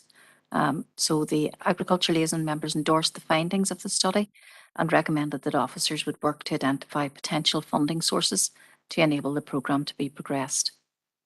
3 items of correspondence were also considered as outlined in Appendix 1, and it was recommended that further representations are made to the Minister for Agriculture, inquiring around the contingency measures arising from the Ukrainian crisis and emerging potential future food shortages due to Brexit and other international situations. And then members were also notified of a proposed site visit to Caffrey Greenmount campus on the 23rd of May 2022. So the recommendations are that the report of the Agriculture Liaison Group meeting is noted, and the recommendations outlined below are approved. So the endorsement of the feasibility study and roadmap as outlined, and that officers proceed to identify potential funding sources to support that programme of work. That further representations are made to the Minister for Agriculture, inquiring as to the contingency measures the Department is putting in place in case of future food shortages due to Brexit and other international situations such as Ukraine. And members, if I could just add an additional recommendation just to formally approve the proposed visit to Caffrey on the 23rd of May as well. Thank you, Kim. Seamus, you were up there first and then you seemed to disappear, so I'm going to let you come in there first. Thanks very much. I can't propose this because I wasn't at the meeting. I send my apologies. But just a few points on around the agriculture, and I think the last number of months has really highlighted just how important our agricultural industry is. If you see grain, all of the supplies in danger at the minute because of war in Europe or war wherever, and I think it highlights just how important homegrown product is, and how important it is to this local economy and to the economy of not only this island but these islands. So, I just wanted to point that out. I think everybody can see just how precarious the food chain is. It doesn't take that much to knock it out of sync, and if we ended up without an agricultural industry, we would be in dire straits. So just to add that in, but I read through the minutes of it and it seemed to be a very useful meeting, but I can propose it. So thanks, Chair, for letting me in. Okay, thank you, Seamus. Councillor Bernice Swift. Gurmagat Cahirlock, and I am proposing all the recommendations with the inclusion of Kim's last point, the visit to Caffrey, and I without a doubt give my unequivocal support to the recommendations. As Councillor Green's after saying, a lot of great work took place with our discussions at the last meeting, and it's to be commendable that we are robust and to the front in identifying the need in this particular agri-food industry and for our tourism product also. So well done to everyone involved again. Gurmagat. Thank you, Bernice. Going back to the chamber, Councillor Emmett Mcguire. Thank you, Chair. Yeah. I read through this report, I suppose, with some interest, and I think it is a promising initiative, but obviously the prices highlighted and the cost highlighted is quite extortionate to my mind. I think I noted on page 24 of the document that it talks about very briefly goes into Mid Ulster District Council, and they're developing a flavour of Tyrone brand. I would have thought the taste of Tyrone might have worked a wee bit better. But would there be any possibility that we could look to working or establishing links with Mid Ulster District Council on establishing or contributing or collaborating with that rather than replicating or competing against them, and then possibly look at a flavour of Fermanagh brand going down the line? And because I think there is great promise there, and we do have two counties here. Probably people identify a wee bit more with the county than the council, the local council area. I know, and for in Tyrone here, certainly when people get a post delivered and it has the district council for Fermanagh and Omagh on it as opposed to the county of Tyrone, they get a wee bit upset about that. So I would raise that as a question, I suppose, more so than a proposal, just to see if it is something that would be feasible.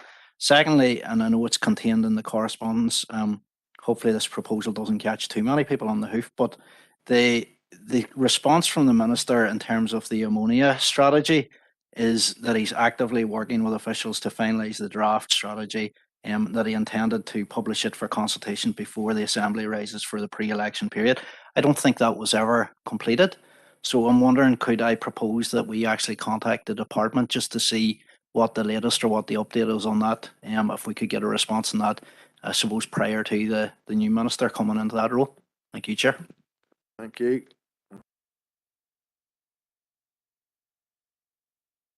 Thank you, Chair. So just in terms of the food brand, the report recommends that we would look at a food brand. In terms of taking that forward, there's certainly a range of options that we could consider. So yes, we could take that on board at that point whenever we're looking at the options. Councillor Alan Rainey on WebEx.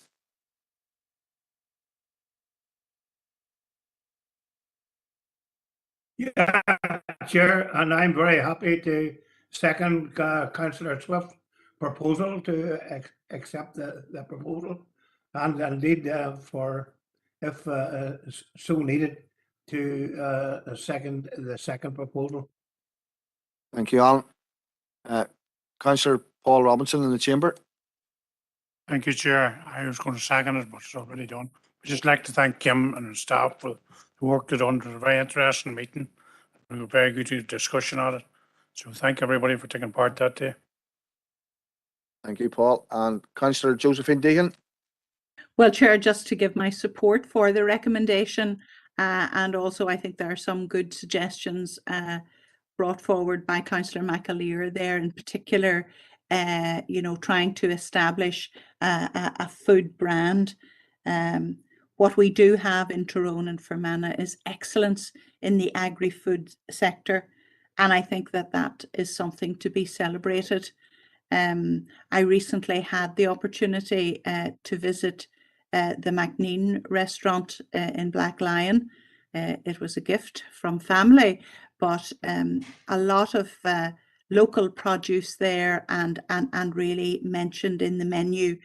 And I think people will travel a distance to avail of good food and fine dining. And I think that if we have a trademark food for Fermanagh and Tyrone, it's something that will bring many economic benefits. So I want to support Councillor McAleer's recommendations. Chair, thank you. Thank you, Josephine. So you've heard that Councillor Swift's proposed the recommendations, and those have been seconded by Councillor Alan Rainey. And you've heard the two proposals from Councillor McAleer that we look at using the county names and possible branding, and also that we write to the Department of Agriculture for an update on the ammonia policy, and that was seconded by Councillor Rainey. Do we have any dissent from those? Sorry, I'm saying Councillor Chris McCaffrey. Gormaga de Cahill, thanks, Chair. Just a quick comment just in here. Just, I suppose, again, in support of what has been said, I do think Fermanagh has a very unique brand, and when it comes to our quality of food, and we all are definitely avail of those services when you're visiting the various restaurants and eateries around the county. And I just was thinking back when I was listening to the conversation there, I was thinking back to a festival which we held. I believe it was during Councillor Curry and Councillor Armstrong's tenure as chair and vice chair of the council, when we held a festival out in Belcoo, Boxley across the border when there was a big long table set up at Belcoo Black Lion Bridge, and people travelled from all around Ireland. And you know, there were locals involved in that, but that was more of a national event. So I think there could be great potential to building a brand on this. And I know there's been other things very successful, like the Experience Enniskillen or Taste of Enniskillen tour has been very successful. I went on that a couple of months ago and was very impressed again by just the quality and service that we have in Fermanagh. So in that industry. So I'll just leave it there, but it's just really just to think to come out and give support to that. Okay, thank you. And I see now Councillor Mary Gardy. And thank you, Chair. And very briefly, I wasn't going to come in because I agree with the sentiments of the members, but just when we were mentioning Enniskillen, which I agree with Councillor McCaffrey, I just want to say a big thanks here publicly to Brona Gormley, who's leading with the flavour of Oma. And again, all these things tie into what we're trying to achieve. It's a stroll, what you'd call a stroll, taste, sip and enjoy experience that she's heading on, and it's proven to be very successful and very enjoyable. So these are all things that are welcome for the business, and you know, this is sort of things we all enjoy, and certainly a positive initiative. So if we work together with all those groupings and pull something together, I think the future could be certainly bright for us all going ahead. Thank you, Chair. Thank you, Mary. And Councillor Deanna Armstrong. Thank you, Chair. Just to come in on the back of comments made, and Councillor McCaffrey is right that Councillor Curry and I enjoyed a fabulous experience eating at the event and Boxley across the border, and some amazing foods there. And give a shout out also to Wild Dining, a new tourism concept as well, eating outdoors. I think, you know, the source local, buy local is a terrific idea, because really you're reducing the global footprint, you know, the air miles and getting food here. I think that's something that is to be recommended as well. So we're doing that for sustainability, and perhaps there's funding from one of the environmental schemes, climate change groups or sources there may fund something, provide some funds for a scheme like that. But just to say, you know, all councillors, we all support as best we can the endeavours of the artisan foods and the farmers in our district. Thank you, Chair. Thank you. And I'm not seeing any dissent on either of those proposals. So I'm taking those as been passed. And we're going to go on to item 6.6, paper J, Broadband Working Group update. So the purpose of this report is to provide members with an update on the meeting of the Broadband Working Group held on the 28th of February and to seek endorsement of the recommendations. The notes of the meeting and the papers are all attached at Appendix 1, and at the meeting a presentation was provided by representatives of the Department for the Economy and Fibrous. A number of key points were noted, including the efforts to maximise fibre broadband coverage, the number of premises at 23,611, which were passed at that point in time, with 100 megabytes being a minimum entry-level speed, which was a significant improvement on existing provision. The intervention areas increased by 8,500 premises, and they intend that 85,000 premises will be connected by March 2025, with rollout being ahead of schedule. They advised of some anomalies with the LPS pointer address system, and that work has been ongoing to try and address those, including working with LPS, and around 352 derelict properties had been identified so far and removed from the list. They are continuing to work with retail providers, and they gave an overview of their product and cost framework as well. The following action was agreed in terms of correspondence from Vodafone, that correspondence is noted and officers liaise with Vodafone to seek further information in relation to the proposed 4 sites for masts in the FODC area. So it's recommended that the Council notes the update from the Broadband Working Group and approves the action as outlined in paragraph 2.2. Thank you, Kim. Councillor Seamus Green. Thank you, Chair.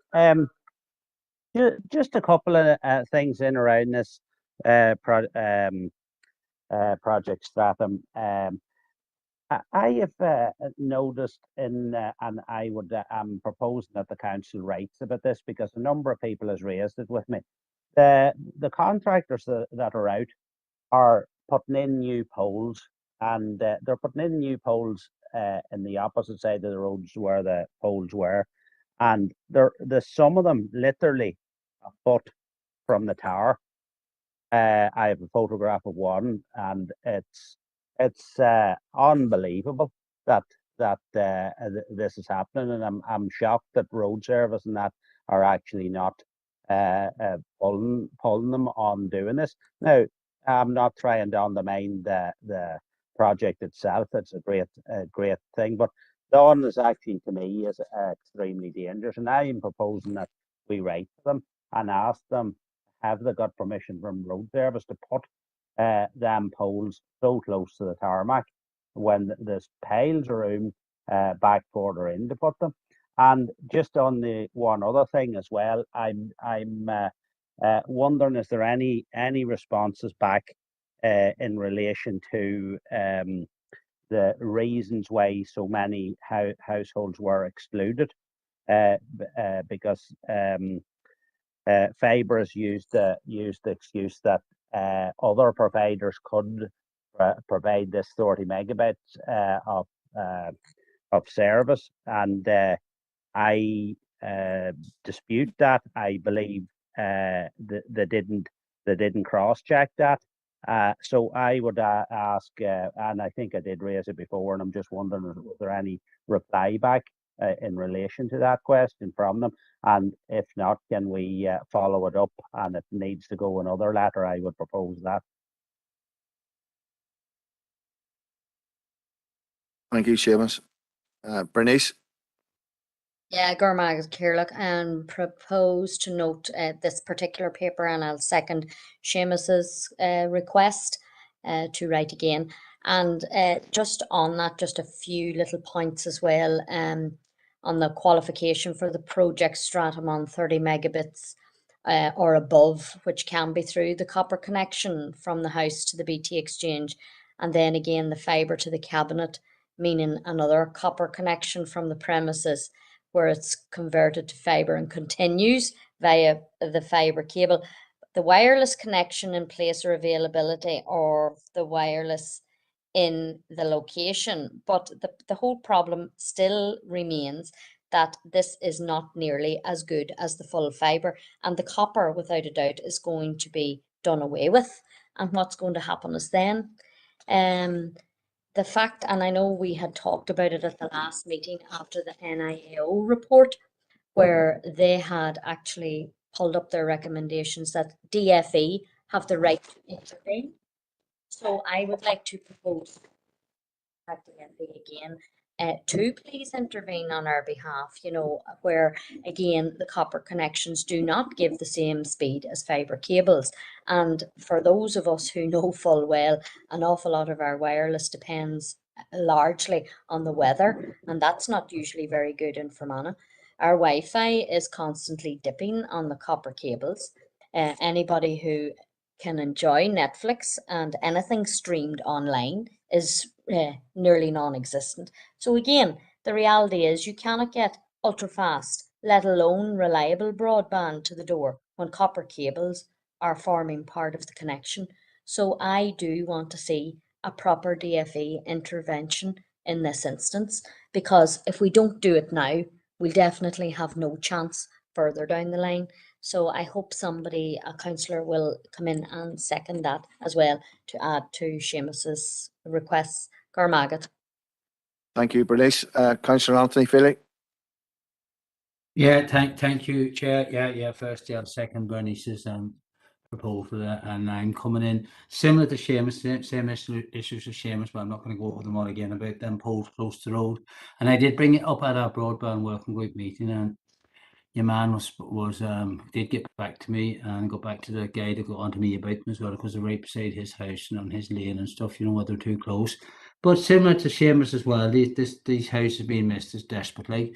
And I'm one of the houses being missed myself too, but there's a guy up the road, and houses each side of him is going to get connected, and he's not getting connected. On to me about it. He's feeling like he's been discriminated against. And your man Julian Simpson was supposed to come out to meet us, and I'm not bringing it up here, but I'm bringing it up when I get back to the Broadband working group meeting. But he is going to come out to meet me and some of the other councillors about it. It's a complete disgrace to where they're not doing some of the houses, So I was going to second Seamus's proposal, but Bernice done that. But I'll just second Bernice's proposal. And very angry about these houses being missed. These people that they're not happy about it at all now, and you can't blame them. So that's my comments about it. Thank you, John. Thank you, Anthony. And Councillor John Coyle. Thanks, Chair. Support the other members. It's wholly inadequate, the rollout. With the extra money last September from DCMS, it's supposed to, help people that have been missed. In my own area, houses getting it, and then along the road not getting it, and one's reconnected again to fibrous. We are being doubly charged. Rural dwellers are, paying for phone lines, paying for internet, which we don't need. All we want is to be treated fairly, and like all other towns and cities across the north, that we are not being fleeced, and that especially now in times of pressures on cost of living, we're even more at a disadvantage, and it needs to be sorted out, and DFE needs to step up. Thanks, Chair. Thank you, John. I think rather have you a note of all those issues that we need to raise. If all the councillors are happy, we heard that the notes are proposed and seconded, and we also heard issues raised by Councillor Green and Councillor Swift. Councillor Swift seconding Councillor Green's, and the additional one seconded by Councillor Feely. Are all the councillors happy that Kim goes forward with these issues to see if we can get them resolved? And I'm not seeing any dissent, so I'll assume everybody's happy with that. So that's item 6.6 cleared. Now going on to item 7.1 on the agenda, and this is, I'm going back to John on this. This is an item about the report on the council building elimination. Some of these are retrospect, some of these are delegated powers, and I'd like to think that this will just be for noting that somebody proposed and seconded. Thank you. Yes, Chair. They are for noting there are 3 illuminations there, which are on page 2. One is in relation for the 22nd of April to mark International Earth Day. The second one is on the 28th of April to mark Workers' Memorial Day, and the third one is on the 1st of May to mark International Workers' Day. If we could just get approval for those also, please. Thank you, Chair. Right. And the first indicate there was Councillor Mcguire in the chamber. Thank you, Emmett. Chair, yeah, no, happy enough to propose the note and propose the adoption of the additional illuminations, and thank Director Boyle up there who worked with me in terms of bringing those forward and getting them on the agenda tonight. That's much appreciated. I know there was unanimous support for them last year when I proposed them, and I'd like to think it'll be the same again this year. So no, happy to propose, Chair. Thank you. Okay, and we'll go to Councillor Josephine Deegan on WebEx. Yes, thank you, Chair, and thank you, John, for your report. I'm happy to second the noting of that. I think the concept of illuminating our civic buildings is a wonderful thing. If you look in Appendix 1, you can see the broad range of events and international days that we have celebrated. And I think that brings great comfort to people who have various medical conditions or particular social situations that they have to deal with. And I in particular want to welcome the proposals to celebrate International Earth Day, something that this council has been very, very concerned about, climate change and urgent action needed to save the planet. Also, we are, as a council, very proud of all the workers in our district, and we want to do everything that we can to support them. And therefore, it is appropriate that we should illuminate our civic buildings on Workers' Memorial Day, which celebrates those workers who have been killed, disabled or injured in the course of their work, and also to illuminate in red on the 1st of May to celebrate International Workers' Day, which celebrates the achievements of workers throughout the world and continues to promote fair play and better working conditions for all workers. So happy to second the noting of this paper, Chair. Thank you. Thank you, Josephine. So you've heard that proposed and seconded that we note. I'm not seeing any dissent, so we'll take that as noted. On to item 7.2, paper L, environmental health delegated decision record for the Q4, January to March. And we're going back to John again. And again, this one's for noting again. Yes, thank you, Chair. It's the standard quarterly report for the delegated powers from in the Environmental Health Service, and they are listed in Appendix 1 of the report. So it's recommended that the Council notes the report with the formal actions. Thank you. Okay, thank you, John. And this time we're going to WebEx. Councillor Howard Thornton. Proposed noting, Chair.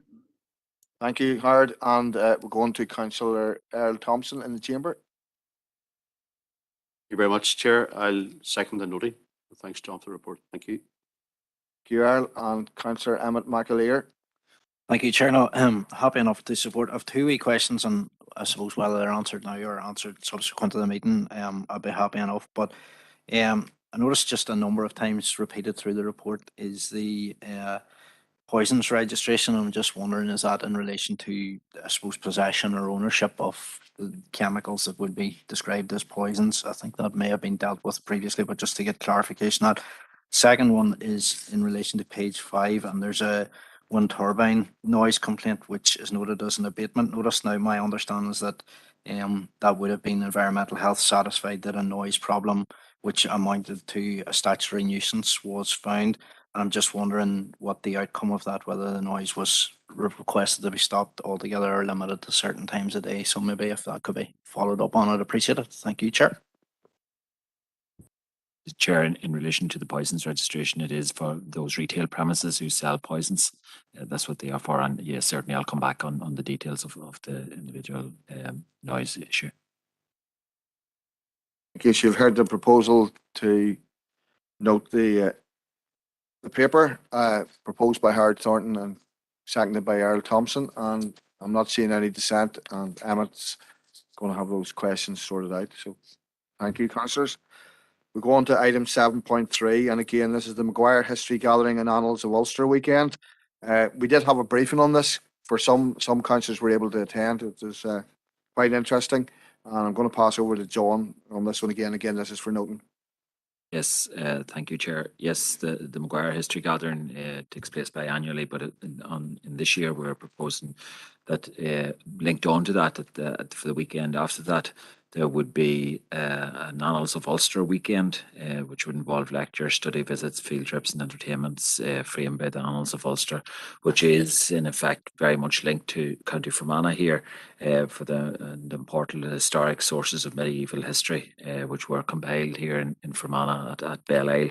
And you know, they're quite famous in it, and maybe this is something that we can expand year on year as it grows, and just we'll start at this stage and have a weekend and see where it goes. That's the proposal, Chair. Thank you. Thank you, John. And Councillor Donald Coffey in the chamber. Yeah, thanks, Chair. I think it's very important that we do take full advantage of all the various threads of our collective history that makes us the community that we are. And obviously the Annals of Ulster are quite an exceptional component of that. The one question I wanted to ask really is, obviously the Annals of Ulster were funded, if you get me, by the local chieftains who were the Mcguires, but obviously they were compiled by the McManuses, and obviously what is now known as Belle-Isle was actually originally Shanna McManus, and indeed there's a memorial on the island to Catalogue McManus, the lead compiler of the Annals of Ulster. So I'm wondering, is it possible to connect it up to, because I know that there is a number of people who would be associated with the McManus clan and so on. But more importantly, perhaps, is it not possible to do something on Belle-Isle in regard to this? Because it's quite an absence when you look at that there's, you know, why aren't we holding an event around Annals of Ulster on what is effectively the location where they were written and where which would actually have the scenic setting and so on for it. Thank you, Chair. Thank you. So you're proposing there, Donald? Yeah. To note, yeah. Thank you, John. Yeah, Chair. We have been actually talking to present owners of Belle Isle, and I suppose the cost of holding an event there at this point in time is slightly prohibitive, given the numbers. But we do plan, like I say, to increase this weekend as year on year, and it is in fact a case that we may well have a field trip to it. In order for those people who are coming to that to actually see, Belle Isle and where the animals were actually compiled themselves. Thank you, John, for that update. And Councillor Chris McCaffrey on WebEx. Yeah, Gur Mogget, Caherly, August Gur Mogget, John, and Turish.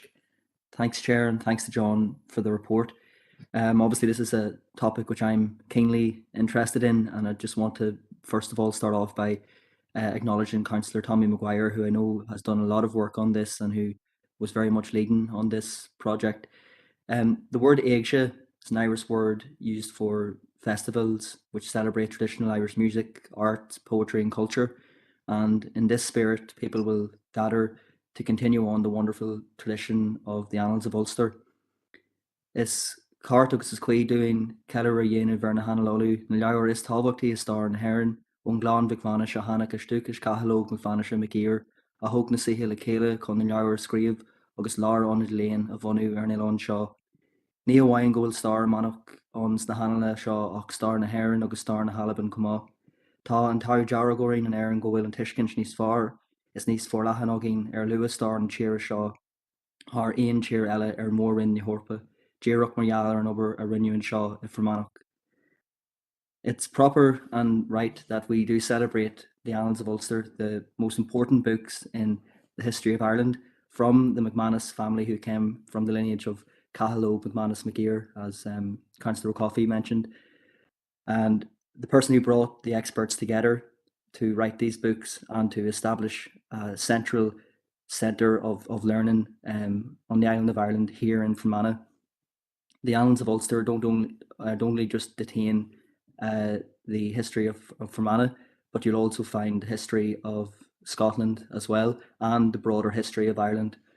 And Ireland is very fortunate that we have a better understanding of our early history, a better understanding than any other country in Europe, or certainly the countries to the west of the Alps, because of the work that was done here in Fermanagh. There is information in these books from sources that no longer exist, such as the richness of the history. They were written verbatim from ancient historical sources in Irish and in Latin, and the annals themselves span the history of the years between 431 and 1540. And I believe that Fermanagh is very fortunate that these books were composed at Shannon Vicvanish, or Belle Isle as it's now known, and they were compiled before the breakup of the Gaelic scholarship that existed on the island for centuries. The Mcguire Family Weekend is also a very successful event, and I think it's only right that we broaden it out to include this celebration on the Annals of Ulster. The texts are renowned across the world, and as I mentioned earlier, they give us a better understanding of the origins and the early history of this island above other countries in the rest of Europe. So other countries would be very envious that we have this historical source that we have, and I think it's a testament that it was written by people in Fermanagh at such an historical site. Like Councillor O'Coffey, I would like to see the original site be included. One day I understand cost was a factor, but I think in future that could definitely be a way of broadening out the interest in this. But I know from attending the Festival Loch Erin this year as Vice Chair of the Council and meeting with the owners at Belle Isle, that the family's own history, own interest in this history, and I think there definitely are. There's a relationship that we can build there and work towards that at a later stage. But just would be very proud to see this project brought to completion, and I hope that people will enjoy it and learn about this rich part of our history that should be celebrated and is indeed a massive cause for for pride here in Fermanagh. Gormagad. Thank you, Chris. Councillor Siobhan Curry.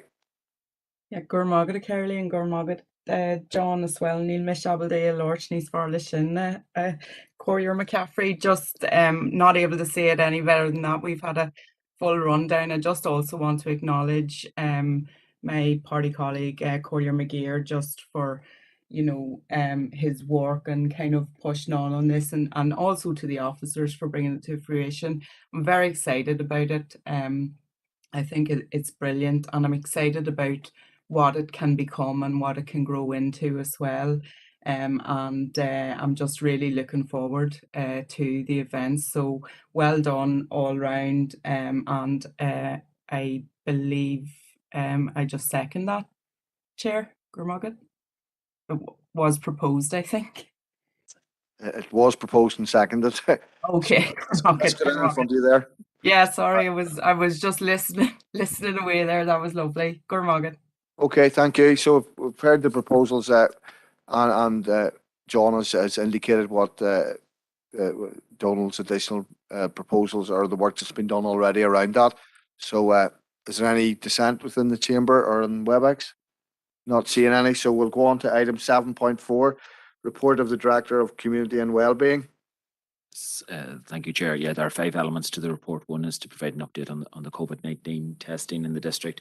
Members will be well aware of the proposals from the Minister for Health in relation that PCR testing will be no longer recommended for available for most people with symptoms, and probably directly relating to ourselves is that public accessible COVID-19 testing sites will close from the 22nd of April, and then there is a range of proposals in relation to lateral flow tests and their usage in the future also.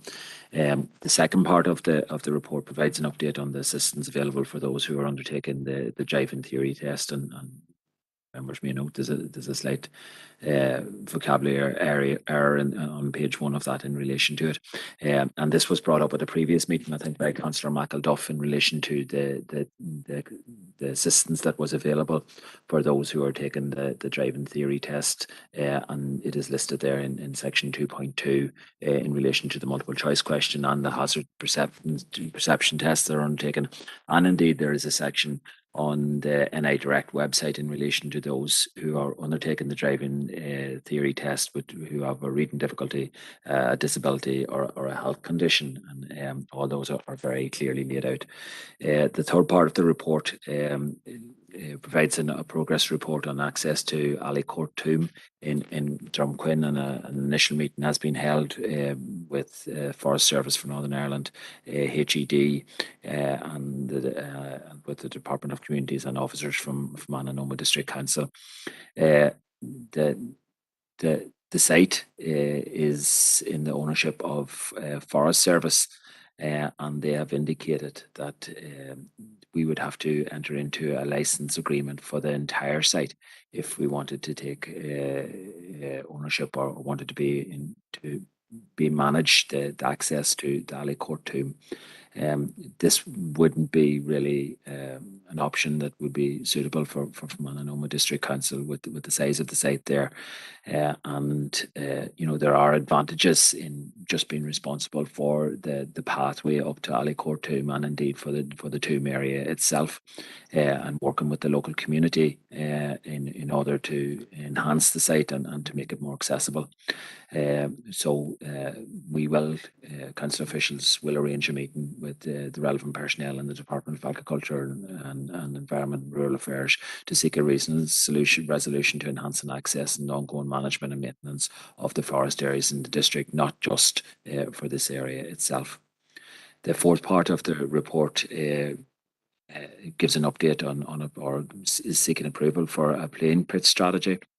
Members will be aware of the outline business case process which is ongoing on the Fermanagh Lakeland Forum, and just in relation to that, just to point out that OBC is nearing completion, And because of the level of detail of work that is involved in it and the importance of the decision, as in the financial size of that decision, we would recommend that maybe it's best to hold a special RNC meeting just to deal with this item alone in May. And we will liaise with the Democratic Services in order to try and find a suitable date in May in order to have that meeting to take place in relation to the OBC. As part of that OBC process, it has been identified that there is a need for a plain pitch strategy, because the plain pitch at the Fermanagh Lakeland Forum doesn't stand on its own, but it stands in unison with all other council facilities and indeed plain pitches across the district. And therefore we're recommending that a plain pitch strategy is undertaken for the district as a whole, and that it would concentrate initially, because of the development of Fermanagh Lakeland Forum, that it would concentrate on the plain pitches in and around the Enniskillen area. The fifth part of the report highlights that we have been nominated for an award from the Royal Institute of Chartered Surveyors in relation to the work at the Mcguire Centre, and the award and whether we'll be successful will be announced on Wednesday, the 18th of May. So therefore, Chair, it's recommended that the Council notes the update on the COVID-19 testing, notes the assistance available for those undertaking the driving theory test, notes the update on access to Alley Court Tomb, approves the development of a plain pitch strategy at an estimated cost of 22,000, and notes that the Mcguire Stabilisation Project has been shortlisted for the RICS UK Awards. Thank you, Chair. And Chair, just in Appendix 1, there are good images of the before and after the removal of the AV from Mcguire Castle. I think pretty spectacular pictures. Thank you, John. Obviously, the Mcguire one's especially close to myself. I regularly visit that site, and I must say it's a wonderful transformation. The 17th century castle is now clear within the walls of the later castle, and it's the site looks it's an immense improvement with the ivy of it. I'm sure Councillor Mark Buchanan is going to come in on the Alley Court Tomb. So, Councillor Mark Buchanan. Thank you, Chair. Yep, that's correct. I'd like to speak on that, but I'm happy to propose the report and the recommendations outlined. And just on the Alley Court Tomb, I'd like to thank John and the team for the work that's been done already. And I would hope that there would be a willingness to work with DAERA to overcome that problem of the whole site having been taken over, and that they would be willing to enter into an agreement whereby we could have the path and the tomb area, and that could be brought into better shape for people to use, and along with that local group and Drumcon who are willing to get that undertaken. So thank you for that, Chair. Thank you, Mark. And going now to Councillor Barry McElduff in the chamber, and he's probably on. Sorry, Barry, I had you muted there. I would just like to second Councillor Buchanan's proposal for adoption of the report. There's very many interesting elements here, and thank John for the section 2.2 assistance available for those undertaking the driving theory test. Following on from a neighbourhood renewal health subgroup meeting in Omagh, Marie Kerr from the Now Group presented to that, and she made it known at that meeting that they're a provider of this support. They're based at Lower Market Street in Omagh, and they've been referenced most recently in this meeting by Councillor Curry, who worked well with them in her time as chair, very well, and dug some good channels there. So that's a very interesting section. Also, welcome the playing pitch strategy. It's much needed. You know, it's a good strategic way of doing things, you know, to be proactive and look into the future. That's it. Just happy to second the adoption of the report. Thank you. Thank you, Councillor McElduff. Going back out to WebEx again, Councillor Josephine Deacon. Thank you, Chair, and thank you, John, for your comprehensive report. And I would like to support the recommendations contained within this report. Like Councillor McElduff, I want to highlight the wonderful work that is being undertaken by the Now Group. If there is a member who is not familiar with the work of the Now Group, then I would direct you to that source of information. They do absolutely marvellous work, and I think I'm correct in saying that they have recently opened a new office in Oma, and I certainly welcome that.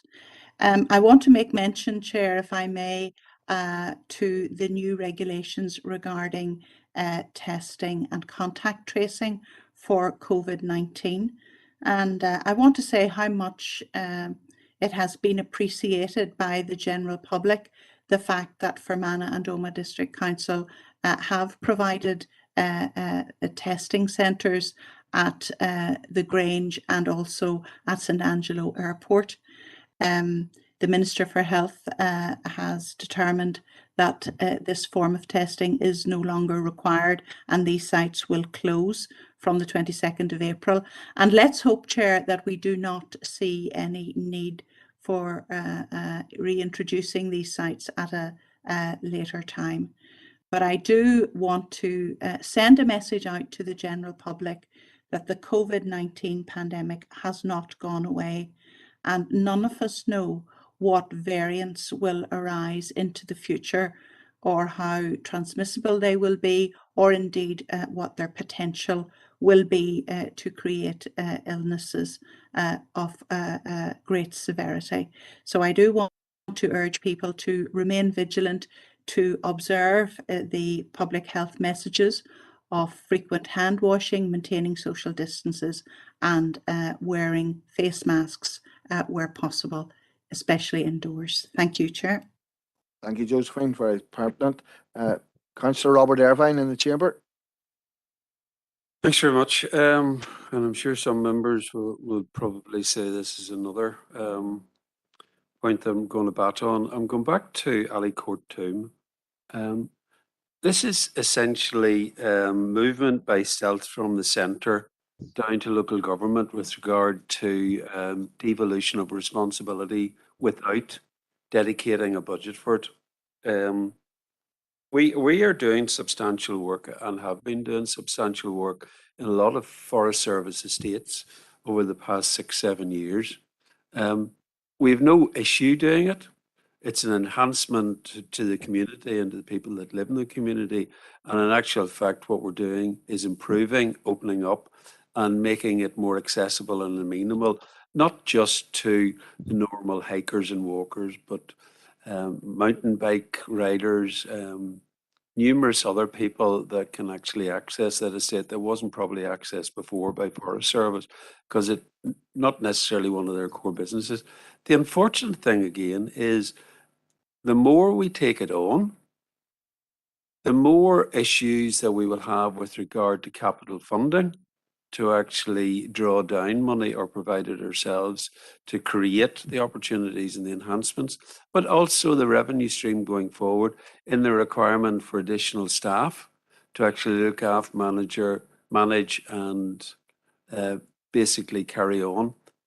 I honestly think now is the time that we again have to club together with some other rural councils and go back up to the executive office and say, look, we can do it because we're locally based.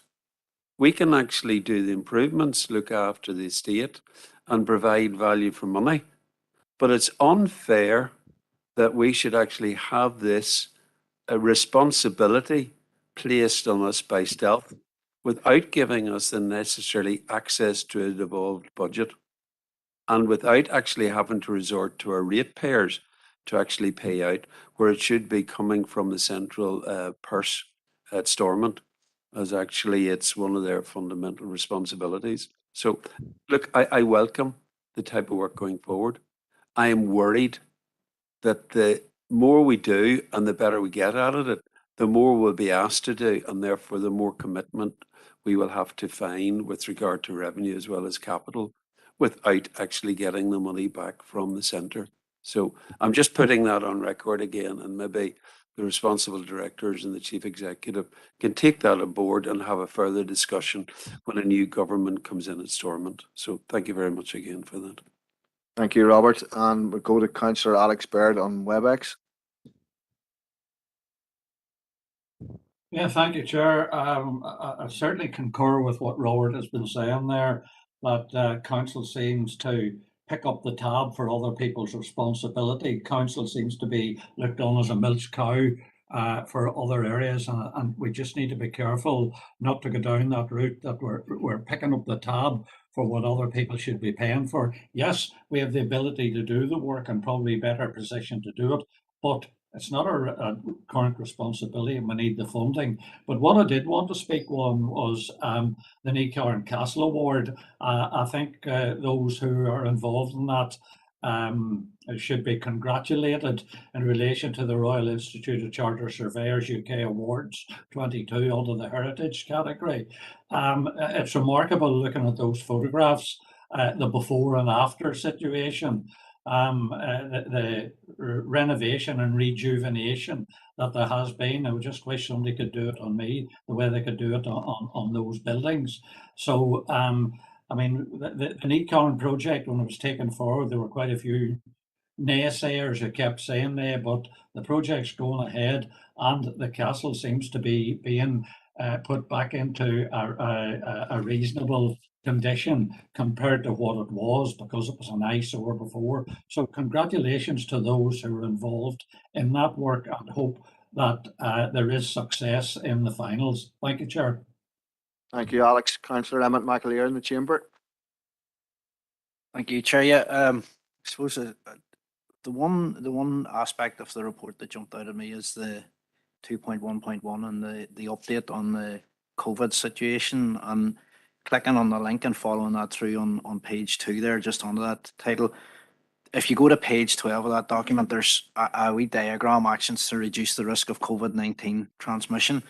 And there's 2 sections there: testing if you have COVID symptoms, testing if you don't have COVID symptoms. And starting on the 22nd of April, which is 10 days from tonight, you're to take a lateral flow test and isolate immediately if you have symptoms. Take a lateral flow test if you're living in, working, or visiting high risk settings. But the report also notes that access to free lateral flow devices will cease from the 22nd of April. So that's the same day. I'm wondering whose bright idea that was, that given the soaring cost of living that we're experiencing, how the department and how the Public Health Agency actually envisage that people will continue to test if they cannot avail of free lateral flow devices, and they can't afford to take time off work if they are showing symptoms. So I have a serious concern about that, and I think, and I'm going to propose that we actually write back to both the department and the Public Health Agency, requesting them and urging them to continue with the free provision of lateral flow devices, because I think if they expect and they want people to keep following the guidelines, they're going to have to provide that outlet and that resource to them. People have enough expenditure and enough expense on their plate at the minute to be adding this to it, and I don't think it's right that that's being removed at present. So I'd like to make that as an official proposal there, Chair. Thank you. Thank you, Emmett. We'll go to Councillor Mary Garrity on WebEx.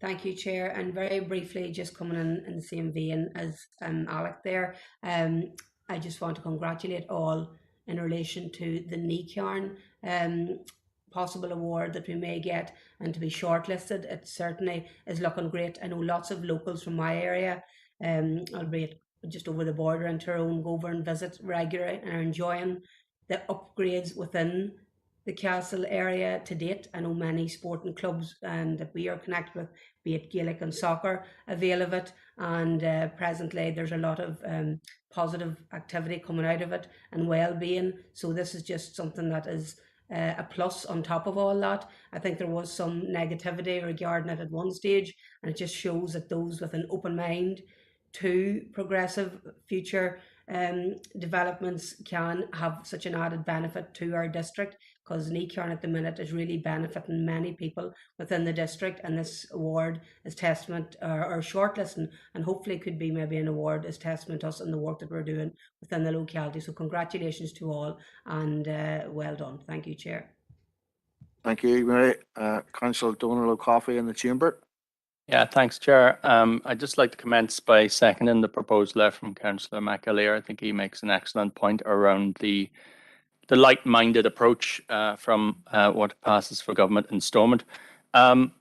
I note, the words of Councillor Deehan, who's also a GP, and she's very much on the ball. This has not gone away, but unfortunately, ordinary working class people continue to pay the price. We're no longer going to have COVID tests. People won't be able to afford them, as people already generally can't afford heating. And it's just another kick. And you look at the statutory sick pay doesn't kick in for first 3 days, you don't get anything. So it's really not an inducement for people to actually maintain quality, good health practices. Very much let down.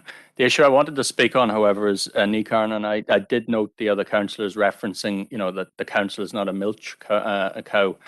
I think that's very relevant here, obviously. I note from the projections that we assented to in 2021 that at that point there was a total of £350,000 set aside for stabilisation works at Nicarn. There was no, in those figures that we were provided at that time, there was no additional expenditure for any future year, certainly not forecast at that stage. However, we've just passed a new set of rates which identified another £140,000 to be spent on Nicarn Castle. Now, it's great that we're receiving awards and that, but that's just literally just shy of £500,000 that we've spent on stabilising the castle, to which we will not benefit directly, but it will be benefiting a commercial entity which is renting, I think it's 288 acres for a total of £20,000 a year, entirely divested themselves of any responsibility for the public purse over the stabilisation of the castle, to which obviously those lands should be tied in order to make the whole thing sustainable economically. And we have effectively burdened the ratepayers with this colossal and unknown debt that we're going to have to pay, because we don't know whether removing this ivy today will mean that the rocks are less stable tomorrow. That's the truth. So let's hope I'm wrong on that, and we only have to spend £490,000 for it so far, and maybe that not too much more, hopefully. But maybe I am wrong. I'm right in my fears, and we have a lot more money to come, just as we did in 2020, 2021, when we were told there was no more money to be spent on stabilising this castle. Thank you, Chair. Okay. Yeah, just Chair, just in relation to that, two elements. One, I suppose, Chair, that members have agreed to the budgets for the stabilisation work through the committee, and secondly, I suppose, with regard to the stabilisation works and in relation to the work that has gone on, certainly we have the very highest professionals who are working on the site. And the nature of the work was certainly that if the ivy wasn't removed, that the castle would have fell down. There's absolutely no doubt about that. And I think, the nature of the work has also shown that we are at a stage now where the castle is actually stable, and we are actually at a stage where a through pass from the front door right through to the courtyard can actually nearly be achieved now for people to actually walk through the building and see what is in the building and see the state of it. And there is an opportunity for some sort of augmented reality usage in the castle itself, just to bring it to life again, to bring it into some sort of use again. So thank you, Chair. Thank you, John. Councillor Howard Thornton on WebEx. Thank you, Chair. It's just to make sure, I know that Alec supported, but I'm not sure whether he seconded Robert Irvine's proposal. If not, I would like to second it. Thank you.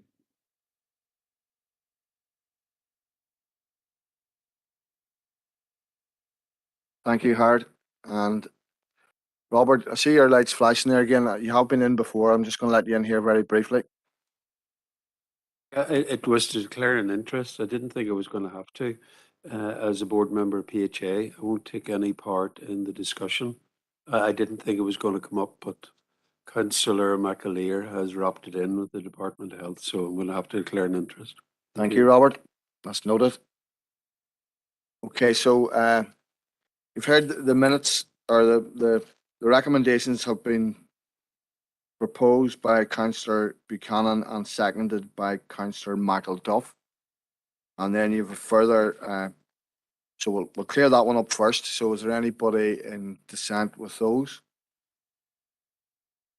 Not seeing any indication in the chamber or outside on WebEx. And then second proposal was by Councillor Mcguire that we write to the PHA and the Health Department, reference the free lateral flow and to clarify that position.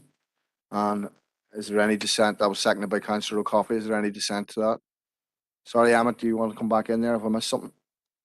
Sorry, Chair. No, thanks for letting me back in. Oh, it wasn't to clarify the position. I suppose it was to request the continuation of free provision of the lateral flow devices. All right. Sorry about that. Thank you, Emmett. Is there any dissent? No dissent in the chamber, and there's no sign of any dissent on WebEx. So that's that matter. Now we go on to item.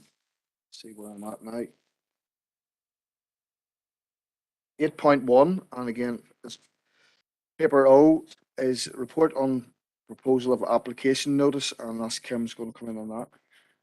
Chair, this is just to note that we have received one proposal of application notice, LA 10 2022 0264 PAN for residential development comprising detached and semi-detached houses with access roads, parking, landscaping, open space and improvements to, and apologise if this pronunciation isn't correct, but Cushwash Road and associated site works.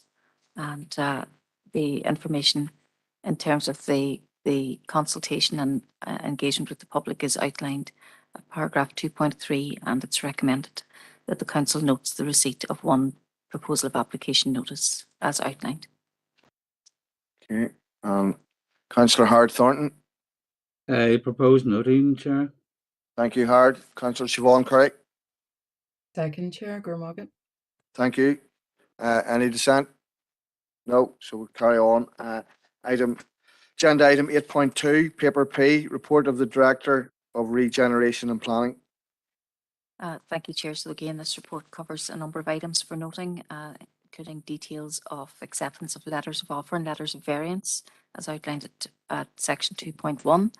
An update on the Northern Ireland Audit Office Local Government Annual Improvement Report for Fermanagh and Omagh District Council 21-22, and that report is unqualified with no proposals for improvement. An update on the dissolution of the Fermanagh and Omagh Local Action Group, which is a procedural matter in terms of the submission of a DSO1 form, and then an update on the outcome of the Enniskillen bid second term ballot, which was successful in terms of continuing into a second term. And the recommendations are that we note the acceptance of the service level agreements, letters of offer and letters of variance, note the annual improvement report, audit report, note the exit strategy and closure of the Fermanagh and Omagh LAG, and note the successful outcome of the Enniskillen bid second term vote returned on the 11th of March 2022. Thank you. So we're going to Councillor Robert Irvine in the chamber. Yeah, happy enough to propose the recommendations as at 8.1 through to 8.4 inclusive, and just particularly note the audit officer report having no recommendations or improvements, which is very good. So congratulations to the staff. Thank you very much indeed. Thank you very much. And Councillor Bert Wilson. Yes, Chair. Could I just make a comment or maybe ask a question? The service level agreement that is agreed between our Council Environmental Health Department, that is to do with drinking water quality and whatever. Maybe I cannot go down that line, but there are rural dwellings in our council area who have no water of any kind, either private or public. And I'm just wondering, could I propose that be looked into, as there are residents in our area who have to go to the town to buy their drinking water. They haven't even got water to have on their own farm to have a bath. And I raised it several times, and it seems to be ignored. But I think it's something that really, in the year 2022, that something drastic needs to be done about. However we get around that, and I'm just wondering, because I'd be happy enough to second that, but I think that I would like to include a proposal that we look into everybody in our council area does not have the same service, water service. Thank you, Bert. Right, we'll take it that you've seconded the paper, and you're making a separate proposal that we Yeah. carry out some sort of investigation. And I'm going to go to Councillor Mcguire in the chamber. Yeah, Chair, thanks for that. I'm happy enough to second that. I think it's a good proposal, and one that, as Councillor Wilson rightly says, in this day and age, we should be quite aghast at, really, and one we should work towards rectifying as quickly and as efficiently as we can. I was just wondering, in relation to the two service level agreements noted at 2.1.1, so that's the Drinking Water Inspectorate for private water supplies, and 2.1.2, the local company data gathering project. Just even subsequent to the meeting, if I could get a wee bit more detail on both of those, just to be interested to find out a wee bit more on what's involved in both of those. Thank you, Chair. Okay, over to you, Kim, please. I'm afraid I don't have that detail to hand, Chair, but I'll follow up with the member with some detail following the meeting. Okay, thank you. You're happy with that, Emmett. Donald, your light's flashing. Yeah, thanks, Chair. I just wanted to add my support to Councillor Wilson. I think what he is expressing is really genuinely a disgrace and a shame to us all that we still have people who are basically disconnected from fundamental public amenities. Having said that, perhaps the only good point is that in many cases our groundwater remains relatively untouched, and hopefully those who have the likes of wells may benefit from clean water, as long as we haven't allowed fracking to destroy that as well. Thank you, Chair. Okay, thank you, Donald. So we have the proposal from to accept the recommendations from Robert and seconded by Bert, and then we have Bert's proposal around the homes that don't have water, and that's been seconded by Emmett. So the officers are going to bring back a report on Bert's proposal, and is there anybody in dissent against that? And obviously Robert proposed and Bert seconded the recommendations. Is there anybody in dissent for that? No, not seeing anybody in the chamber and nobody on WebEx. So we're going on now to item 9, which is correspondence. I'm going to go to 9.1, and John's on that one. Yes, Chair, thank you. This is in relation to a tire marking scheme, which has been forwarded to us from Mid and East Antrim, where local tire depots and other relevant retailers mark the waste tires, and then with a different colour, and then if they are placed on a bonfire or whatever, that they're easily traced back to that depot or the retailer.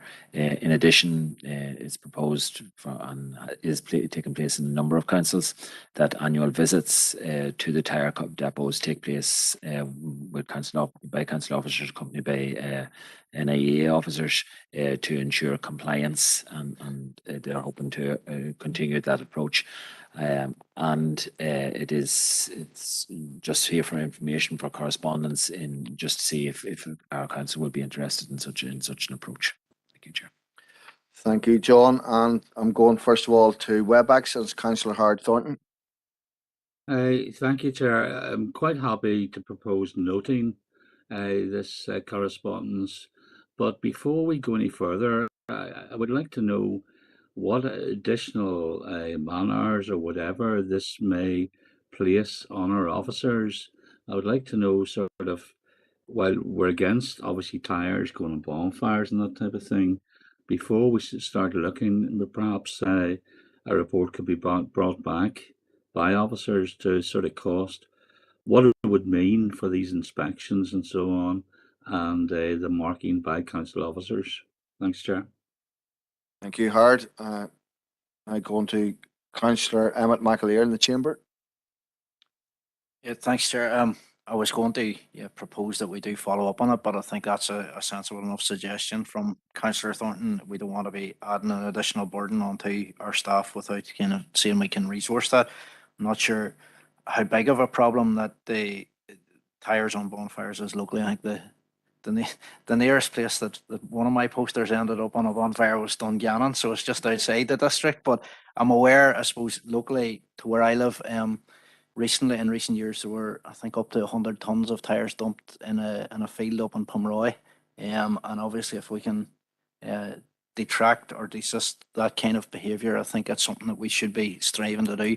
I think it's interesting to note in the report that it's not just the benefits to the environment and waste collection in the council that's noted, but it's also something that's been seemingly agreed and harmonious with the different companies that deal with disposing of the tires as well. So I think it is a very good proposal and one that we should definitely look to investigating and implementing here. Thank you, Chair. Thank you, Emmett. Councillor Donald O'Coffey, also in the chamber. Yeah, thanks, Chair. I obviously this is a positive proposal. I think fires being burned is. Having said that, I saw an image from, I think it was Dubai or somewhere, and there was this tires in every direction as far as the eye could see, and they were all just on fire. And you just get the sense of kind of futility a bit. But we have to try and do our best despite these concerns. This is very positive. I think we do need to recognize, however, that bonfires are an innate element of our culture collectively, and that if there is this sort of move, I think we should try and see how we can maybe facilitate positive approaches to bonfires around wood and the like. On the other hand, I'm also very aware that this was actually already done in Fermanagh District Council, certainly about 2008. And there was this exact initiative. They were marking tires. I'm kind of surprised that it has discontinued at some point along the line. I'd love to find out how that happened. I note in the correspondence it said it was in force in 2003. And that's kind of tallies up with my understanding that this was being done at that time. And at the same time, there was also a move, I think, tied to that to maybe, was it licensed bonfires and to encourage burning in some sort of structure. I think there was like, they used to have a bonfire. I don't know. There's a structure. You're thinking of? Yeah, like a pyre, and they were giving them out to communities to encourage them to burn wood, which itself has its own concerns if it's wet. So, but anyway, I think this is positive, but I would just like to find out why it is that this ever discontinued. Thank you, Chair. Thank you, Donald. And go to Seamus Green there as well. Thank you, Chair. Yeah, a bit like Donald there, I'm actually surprised that this did discontinue. I never remember it coming through the council.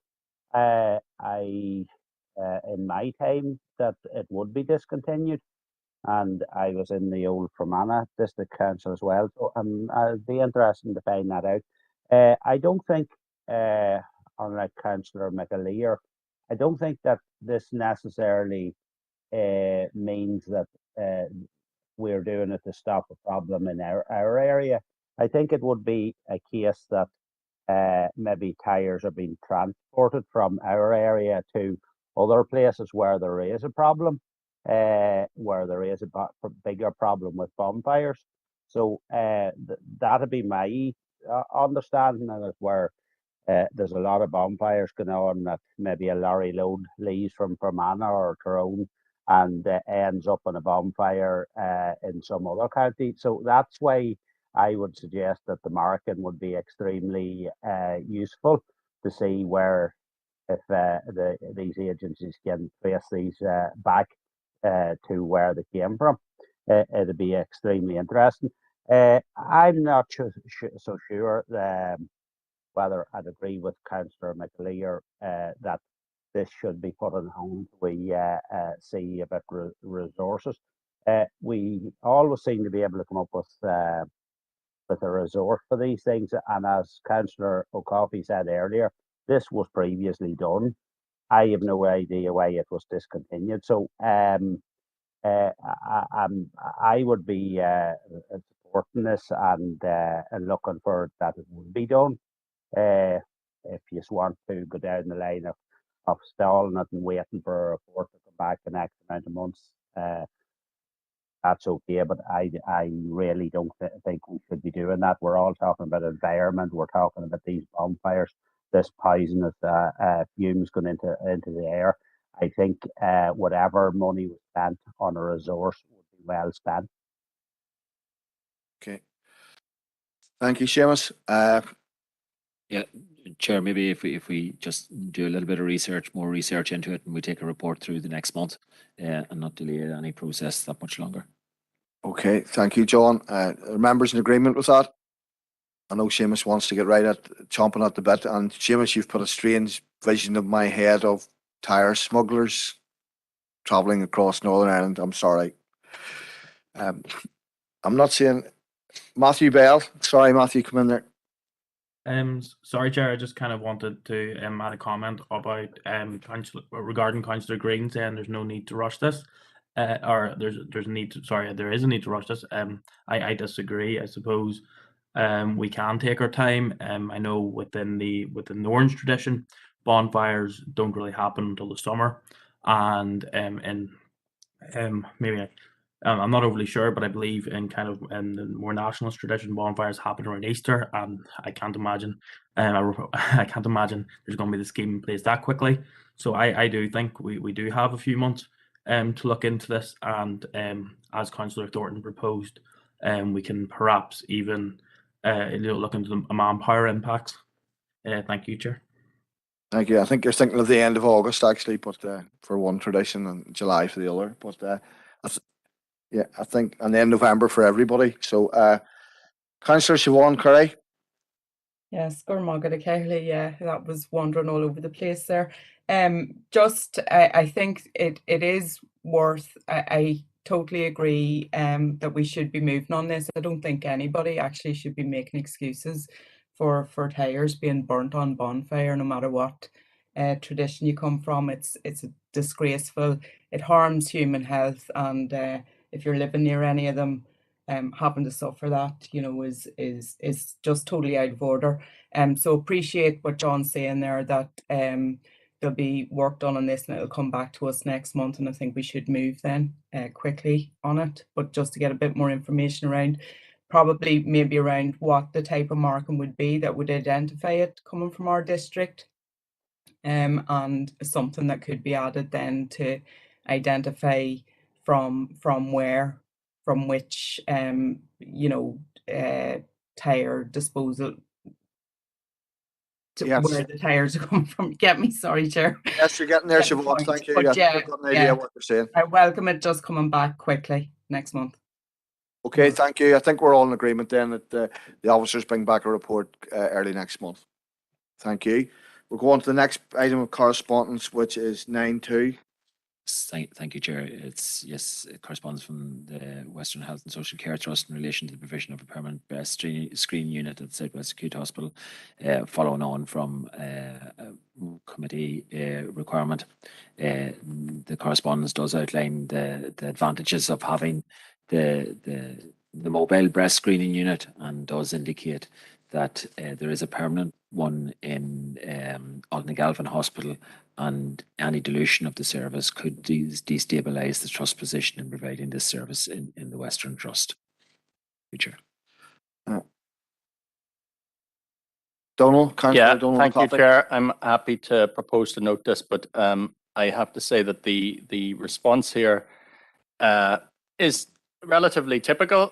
We're told on one hand that there is, because of staffing shortages, and there may be even technical reasons why we can't have a constant a unit like there used to be in the Erne Hospital, which was supposedly problematic. That's the first I've heard of that.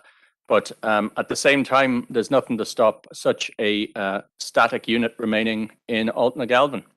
So, you can draw your own questions around what does that say around prioritization. But the proposal that came here the last time was not that we would get rid of the mobile unit. That's great. Actually, I think we need to bring it around more. But why aren't we having the same sort of static provision that we have in Altnagalvin in SWA, which has cost dramatically more, and we've got a building often with not much in it. And you see this response in the kind of you see the usual behavior and how they respond here, and how they they all bait and switch. So I just happy to note. Thanks, Chair. Thank you, Donald. Councillor Josephine Deegan. Thank you, Chair, and thank you, John, for your report. I suppose this letter from Mr. Guckian, Chief Executive of the Western Trust, really seeks to clarify the different roles carried out by the mobile breast screening unit and the static unit in Altnagalvin Hospital. But I do agree with Councillor O'Coffey that there is an opportunity to have a similar assessment centre based at the Southwest Acute. I think the real stumbling block, as always, is lack of availability of trained staff. And increasingly, we are seeing smaller rural hospitals suffering from lack of suitably qualified staff, which impacts on the safety of service delivery. I think that the mobile unit does play an important role in helping women to access breast screening services closer to their home. And this will encourage many women to come forward for screening purposes. Breast cancer is a major cause of mortality for women in Northern Ireland, and the breast screening services really do provide an opportunity for early diagnosis and treatment. But perhaps in the next mandate of the Northern Ireland Assembly, we will see the direction of travel in terms of reorganisation of our health services, which really continues to be in disarray. We read and learned this morning about tragic deaths that have occurred in Northern Ireland owing to difficulty with service deliveries, including the Northern Ireland Ambulance Service. So I expect that the new Minister for Health will be required to take urgent action to address all these issues, and it's something that we as a council need to keep a close watch on. But happy to second the noting of the correspondence, Chair. Thank you. Thank you, Josephine. Councillor Mcguire in the chamber.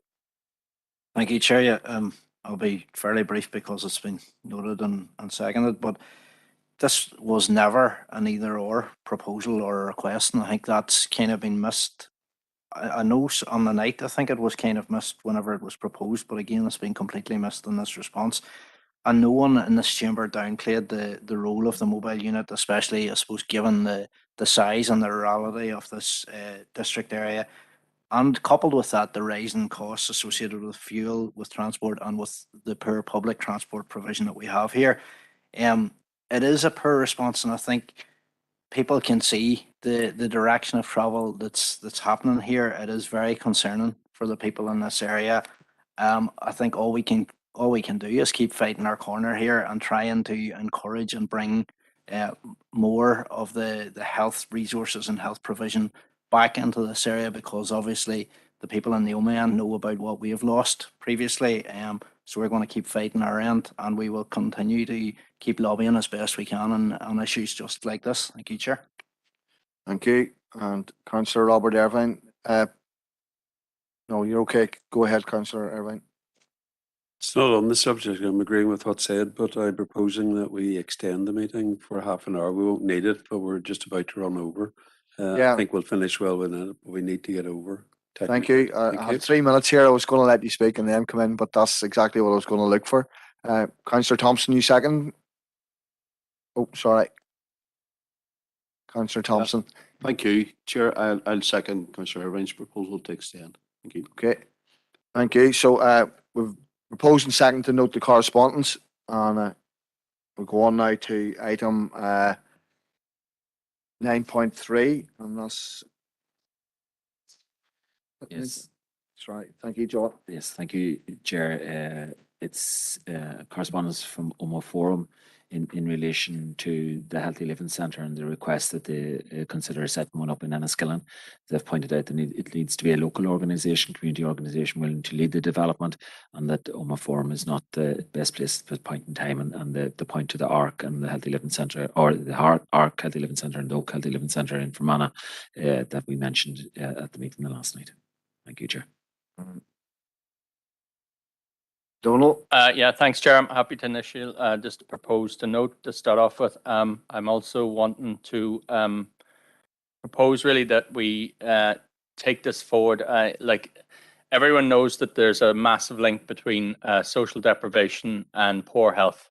And we also should know that the access to health provision, which is something we complain a lot about in this council, and rightfully so, is actually a key determinant in terms of enabling people to avail of early intervention, which is much more successful.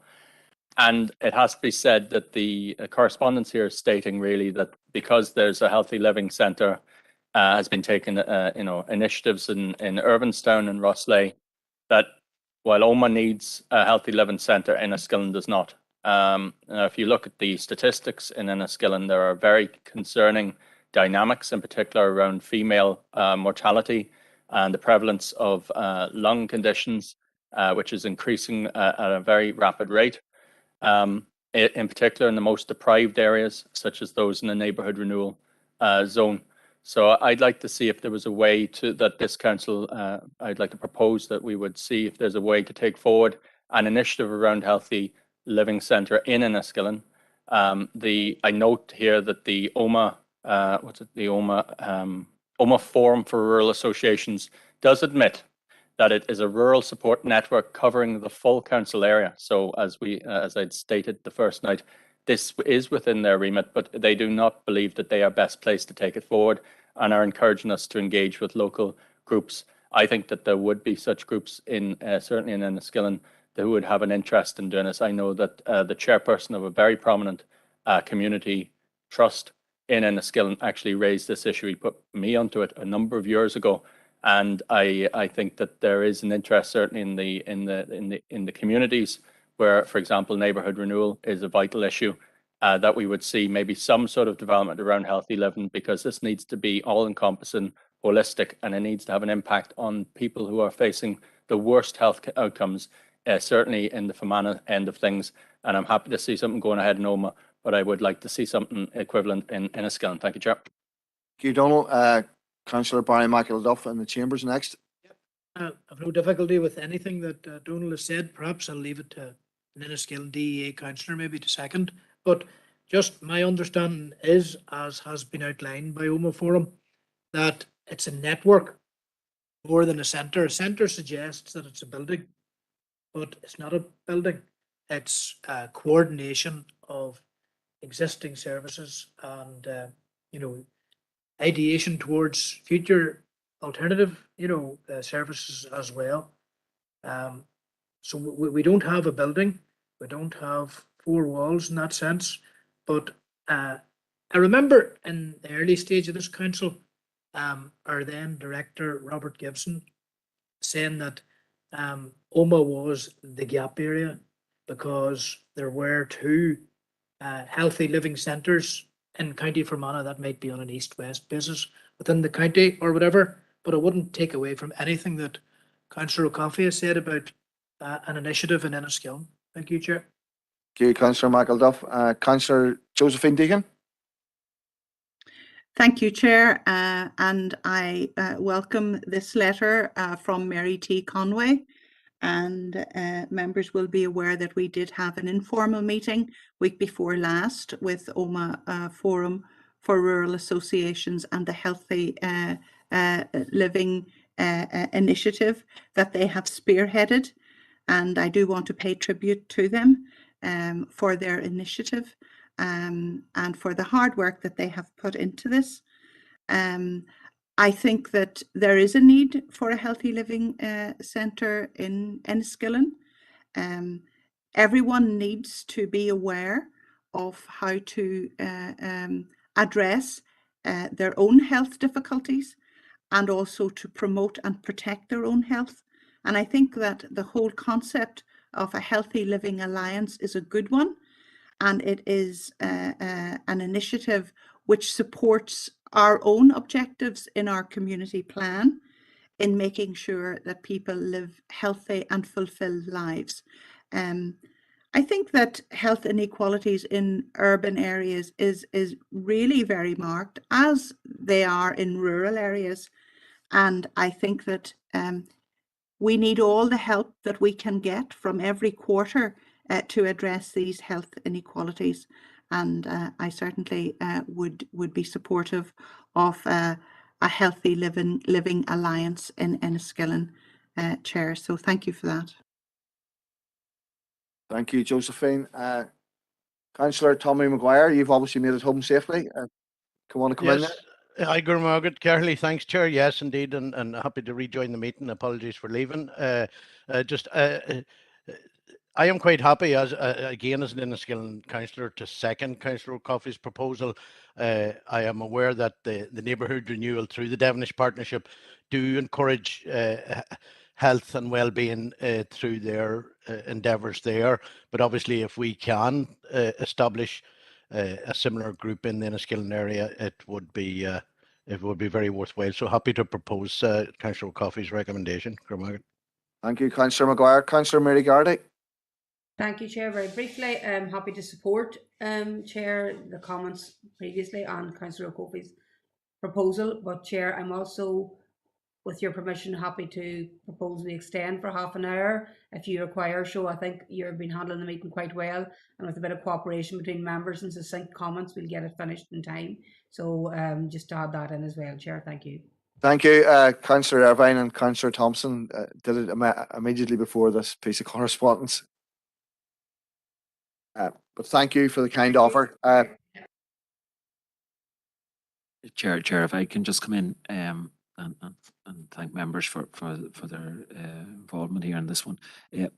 Could I maybe just extend the proposal maybe slightly, if that would be all right, because we're doing good work with the Western Health and Social Care Trust and the Public Health Agency on exactly the same sort of initiative in Erne East and indeed in Omagh Town in relation to social deprivation and health and linking all of those up. So if we could maybe extend it so that it wouldn't just be solely about the Healthy Living Centre, but look at the different options about how we could deliver those services, that might be just something to consider. Right, I'm going to let Councillor Irvine come in, and then I'm going to go back to Councillor O'Coffey, who was the proposer, and then Councillor Earl Thompson, and I think I'll need to go back to Tommy Mcguire as well. But if you're all very quick, we could get this finished maybe. Sorry, that's me at this end.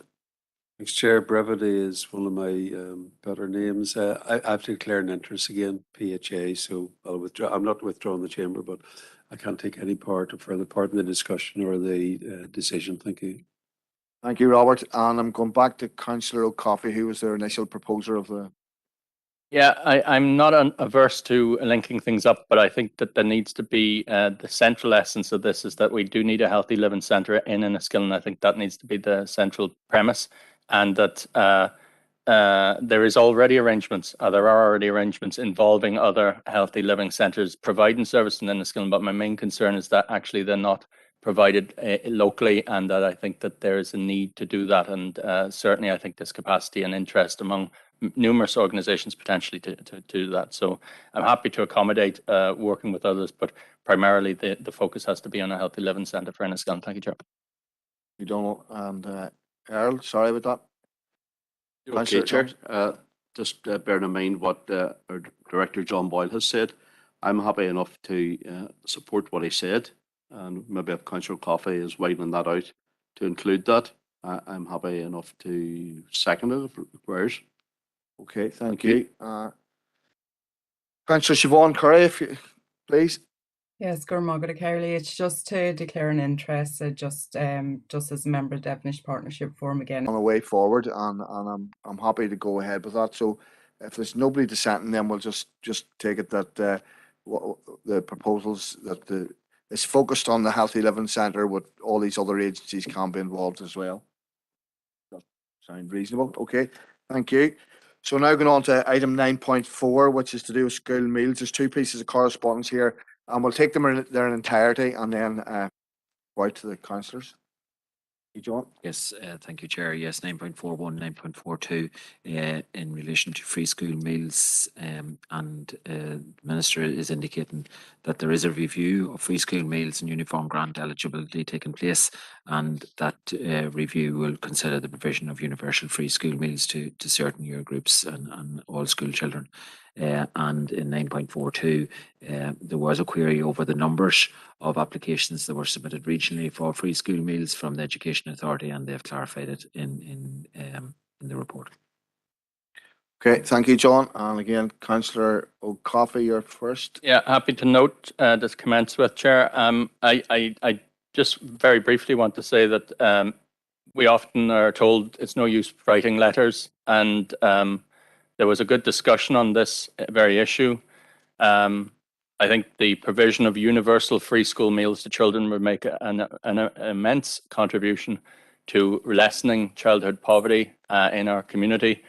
And because we wrote this, Minister, we now have a correspondence back where it is now confirmed that there is actually a process in hand to consider the possibility of providing universal free school meals like has been done in many council areas in England.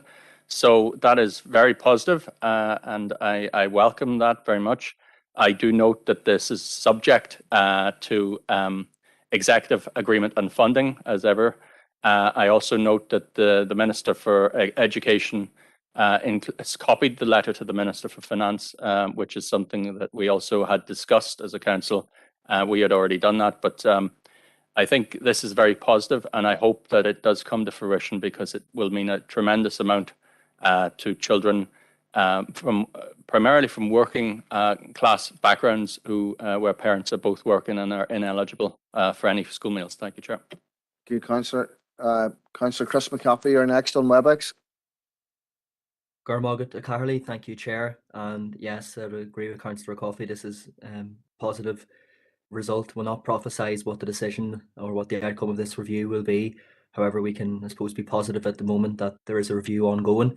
So this is the result when you write to the correct minister with the correct remit for this issue. Now, I'm not going to revisit an old argument. However, I did say last time we needed a targeted direct campaign on the minister who actually bears responsibility for this problem. But I would be in full agreement with Councillor O'Coffey that free school meals for all children would make an enormous difference to the lives of children and would immensely help their education. So it's a very important issue that we all need to support.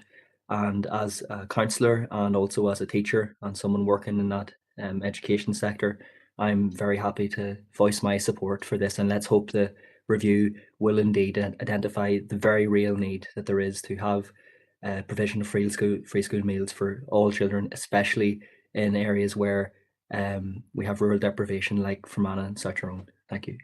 Thank you, Councillor McCaffrey. Councillor Emmett McAleer in the chamber. Thank you, Chair. Yeah, I wasn't sure whether to address John or as Joe, as is noted in this letter from the Minister. But as we had originally proposed, I think it was good to see that this is being taken on board, and again that she is copying the Minister for Finance for his information. I think that is important. It's again a unified approach, which would be good, but I'm mindful just of I suppose the discussion and the vote around it the last time when some of the parties in here just didn't seem to know what way to vote, and there were discrepancies even in there. But again, that's another debate for another day. In relation to the second piece of correspondence from the Education Authority, I'm a bit concerned just by the asterisks at the end on page 2. It notes that they would have an entitlement start date in the period the 1st of August to the 30th of November. And again, this is like the crux of the matter and what we were addressing, this idea back about pupils that were entitled to school meals but weren't actually getting them from the start of the term.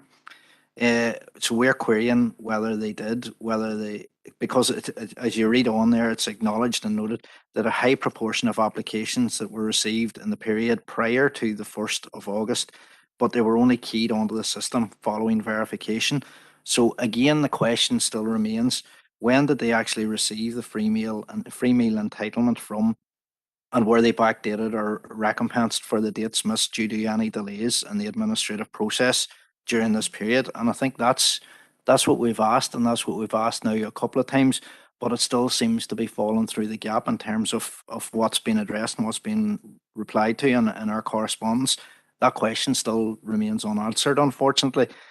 Just in relation to the minister's letter dated the 11th of March, I'm minded too of a following statement, and it was again publicly reported on the 15th of March.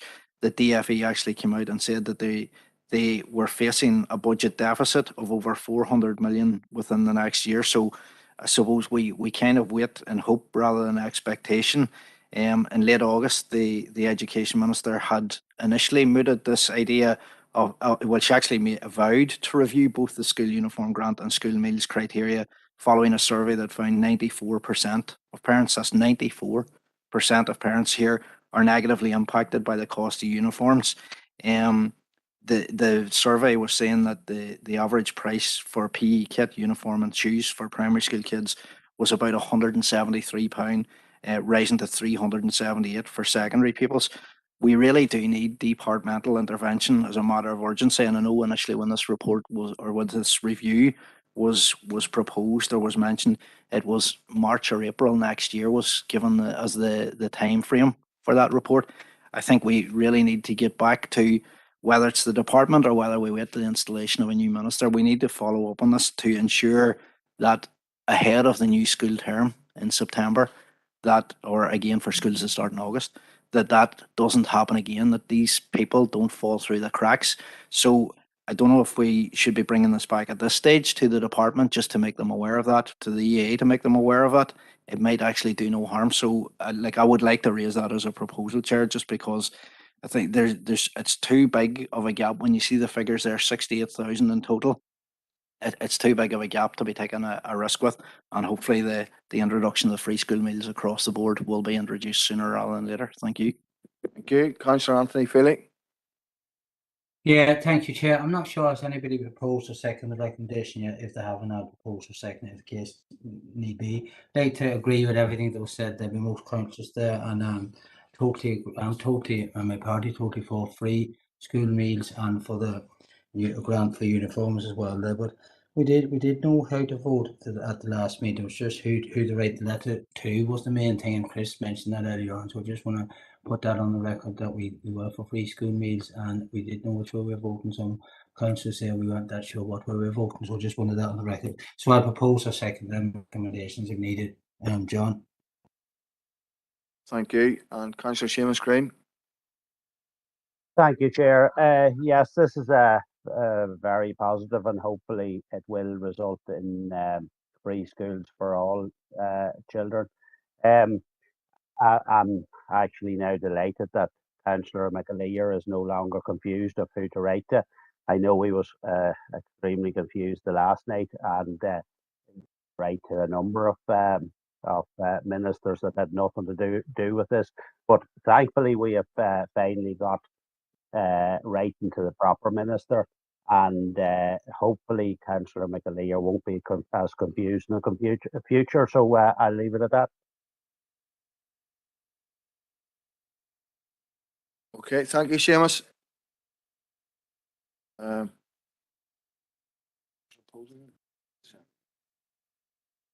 Okay, so there's a proposal to note the correspondence, and then Emmett made a proposal, but nobody has seconded it. Oh, sorry, Donald has seconded it. So,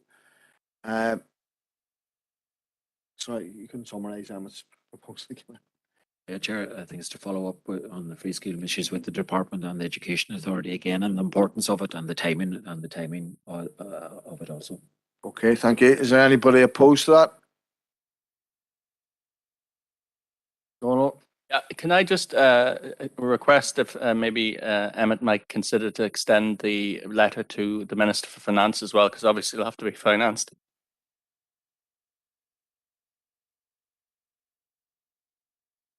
I think. Councillor Curry. Gurmagad Carley. I just think it's blatant electioneering. I just think that's absolutely disgraceful. But we'll write again if you want to, Donal. But I just think it's disgraceful. You're like the emperor with no clothes now.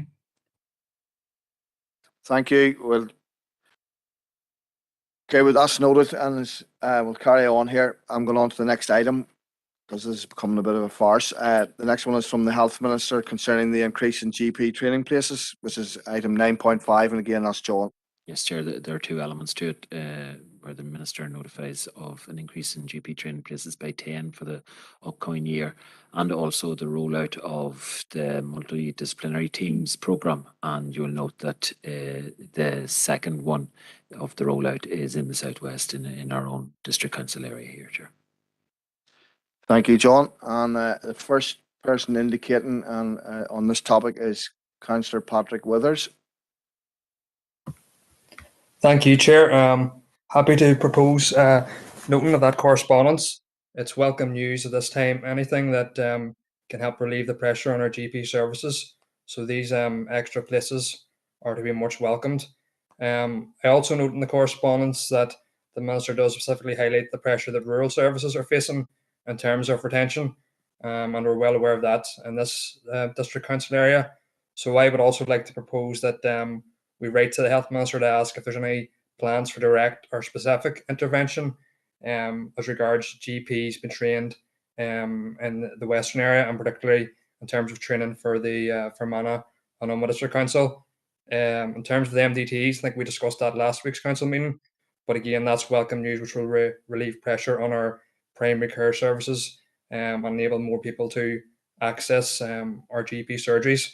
I'm hearing on a daily basis and people being unable to get into their GPs and access them. So much welcomed, and thank you, Cormac.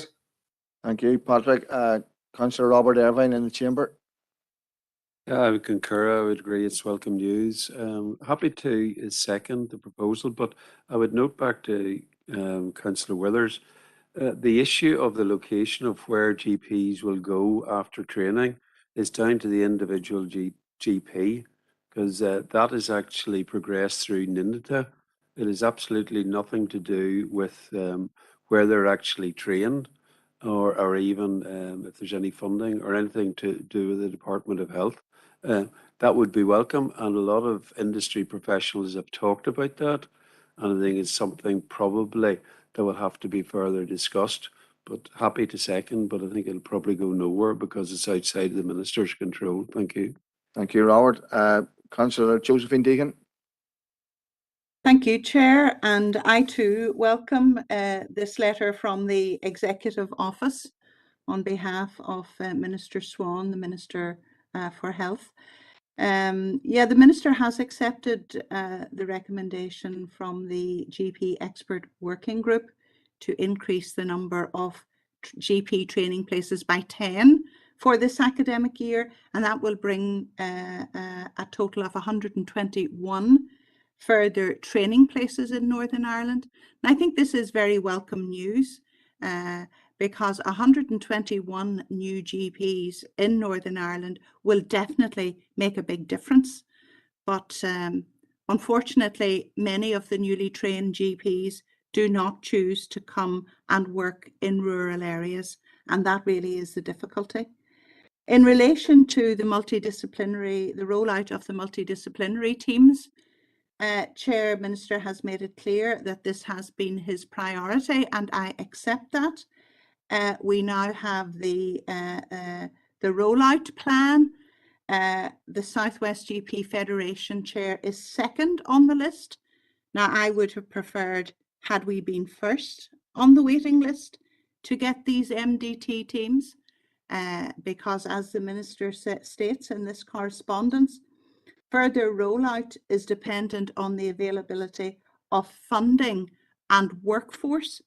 And we know from correspondence we've had with the Trust and with Mr. Guckian that there isn't a ready supply of physiotherapists and social workers and mental health workers ready to accept posts in private care. I'm going to ask you to stick to the point on this one around GPs. I know these are issues, but we're running out of time here. And I Yes, know I this is important. appreciate your indulgence, Chair. Anyway, I really want to welcome this letter, and I do support Councillor Withers' proposal that we should write to the Minister seeking further urgent action to put into place those measures that are highlighted in this letter. Thank you. Thank you, Councillor Deehan. Councillor Matthew Bell, very quickly. Thank you, Chair, for letting me in. I just want to say it's very uplifting to receive a positive piece of correspondence. So often we sit in these meetings and everything or most things we receive are quite negative. The confirmation of these 10 places in the upcoming academic year can only be welcomed, as other speakers have said. There is pressure on GPs throughout Northern Ireland, but especially in our own area. And it's great to see that Robin Swan has introduced plans to start trying to combat this pressure. It's also, as I think Councillor Withers hinted at, it's reassuring to see that Robin Swan is acknowledging the pressure specifically on rural areas, and again is offering solutions. I like Councillor Dean would have also preferred if we were first on the list, but second is very high up there, and because, well, as Robin Swan said in this letter, we are hugely deserving of this important programme. Thank you, Chair. Thank you. And we're aware of the proposal to write back. And is there anybody dissenting against that? No. So we're going on then with next items on the Northern Ireland Housing Conference. And again, we're going to John. Yes, thank you, Chair. It's just notification of the Northern Ireland Housing Conference, which is to be held in the Le Mans Hotel on the 11th of May. And, if members wish to nominate, it would be good. Thank you. Councillor Irvine. I propose noting. Just forget about it. Move on. Thank you. Councillor Mary Gardy on WebEx. Second proposed to note, Chair. Thank you. Thank you. And we have one further piece of correspondence, and we're going over to Kim for that. One piece of correspondence on the other folder, Chair, from the Department of Health around the cessation of Health and Social Care Board as statutory partner on community planning partnerships, with legislation now being passed to close the HSCB and staff moving to the Department of Health. And the letter refers to the area integrated partnership boards and the inclusion of representatives from community planning partnerships in those new boards when they're established. Okay, thank you. Councillor Howard Thornton. Proposed noting, Chair. And Councillor Robert Irvine. Second that noting. Thank you, Chair. Thank you. I don't think we're going to have time to go through matters arising, and we have literally 3 minutes left. I've only been notified of one other item of any other business, so I'm a little bit biased on this, so I'm going to bring in Councillor Deanna Armstrong on this one. Chair, thank you. Thank you for allowing me to bring this item to AOB. I'd like to congratulate Enniskillen Rugby Football Club, the youth girls section, on achieving a clean sweep at the Ulster Schools Championships finals on Sunday past, with the under 14, under 16 and under 18 teams all winning their respective cups and being crowned the top girls teams in Ulster. In recognition of these fantastic achievements, I would like to ask the Chair of the Council, mindful of his busy schedule in the next few weeks, if he would grant a Chair's reception in honour of the teams, their coaches and parents, to acknowledge these brilliant achievements and support for our district. Thanks, Chair. Thank you. I wonder, would you amend that, Deanna, to include, there was one of the girls in under 18 who missed out on the final. She was actually in Scotland and she attained her first cap for Ireland playing against France. So Sophie Barrett was the young lady. She's got an international cap, so she actually wasn't available for the under 18 team to play. Obviously, I'm biased on this subject, but Chair, I'm going to let you in there. Thank you, Chair, and thanks to Councillor Armstrong for raising that very important issue. This one in time, I'm not sure what way the diary is, but we will certainly look at the issue, and I have no problem if we can accommodate it. I will do it. Thank you. Thank you, Chair. And Emmett Mcguire is looking to come in there. Hey, Chair, happy enough to support and send on my congratulations and best wishes. On a similar vein, I suppose the CBS soccer team won the under 16 schools cup final soccer competition there quite recently, And I'm wondering maybe if we could, if you'd allow me a wee bit of latitude, if we could provide something similar for the team and the management there. I'll pass that over to the chair, but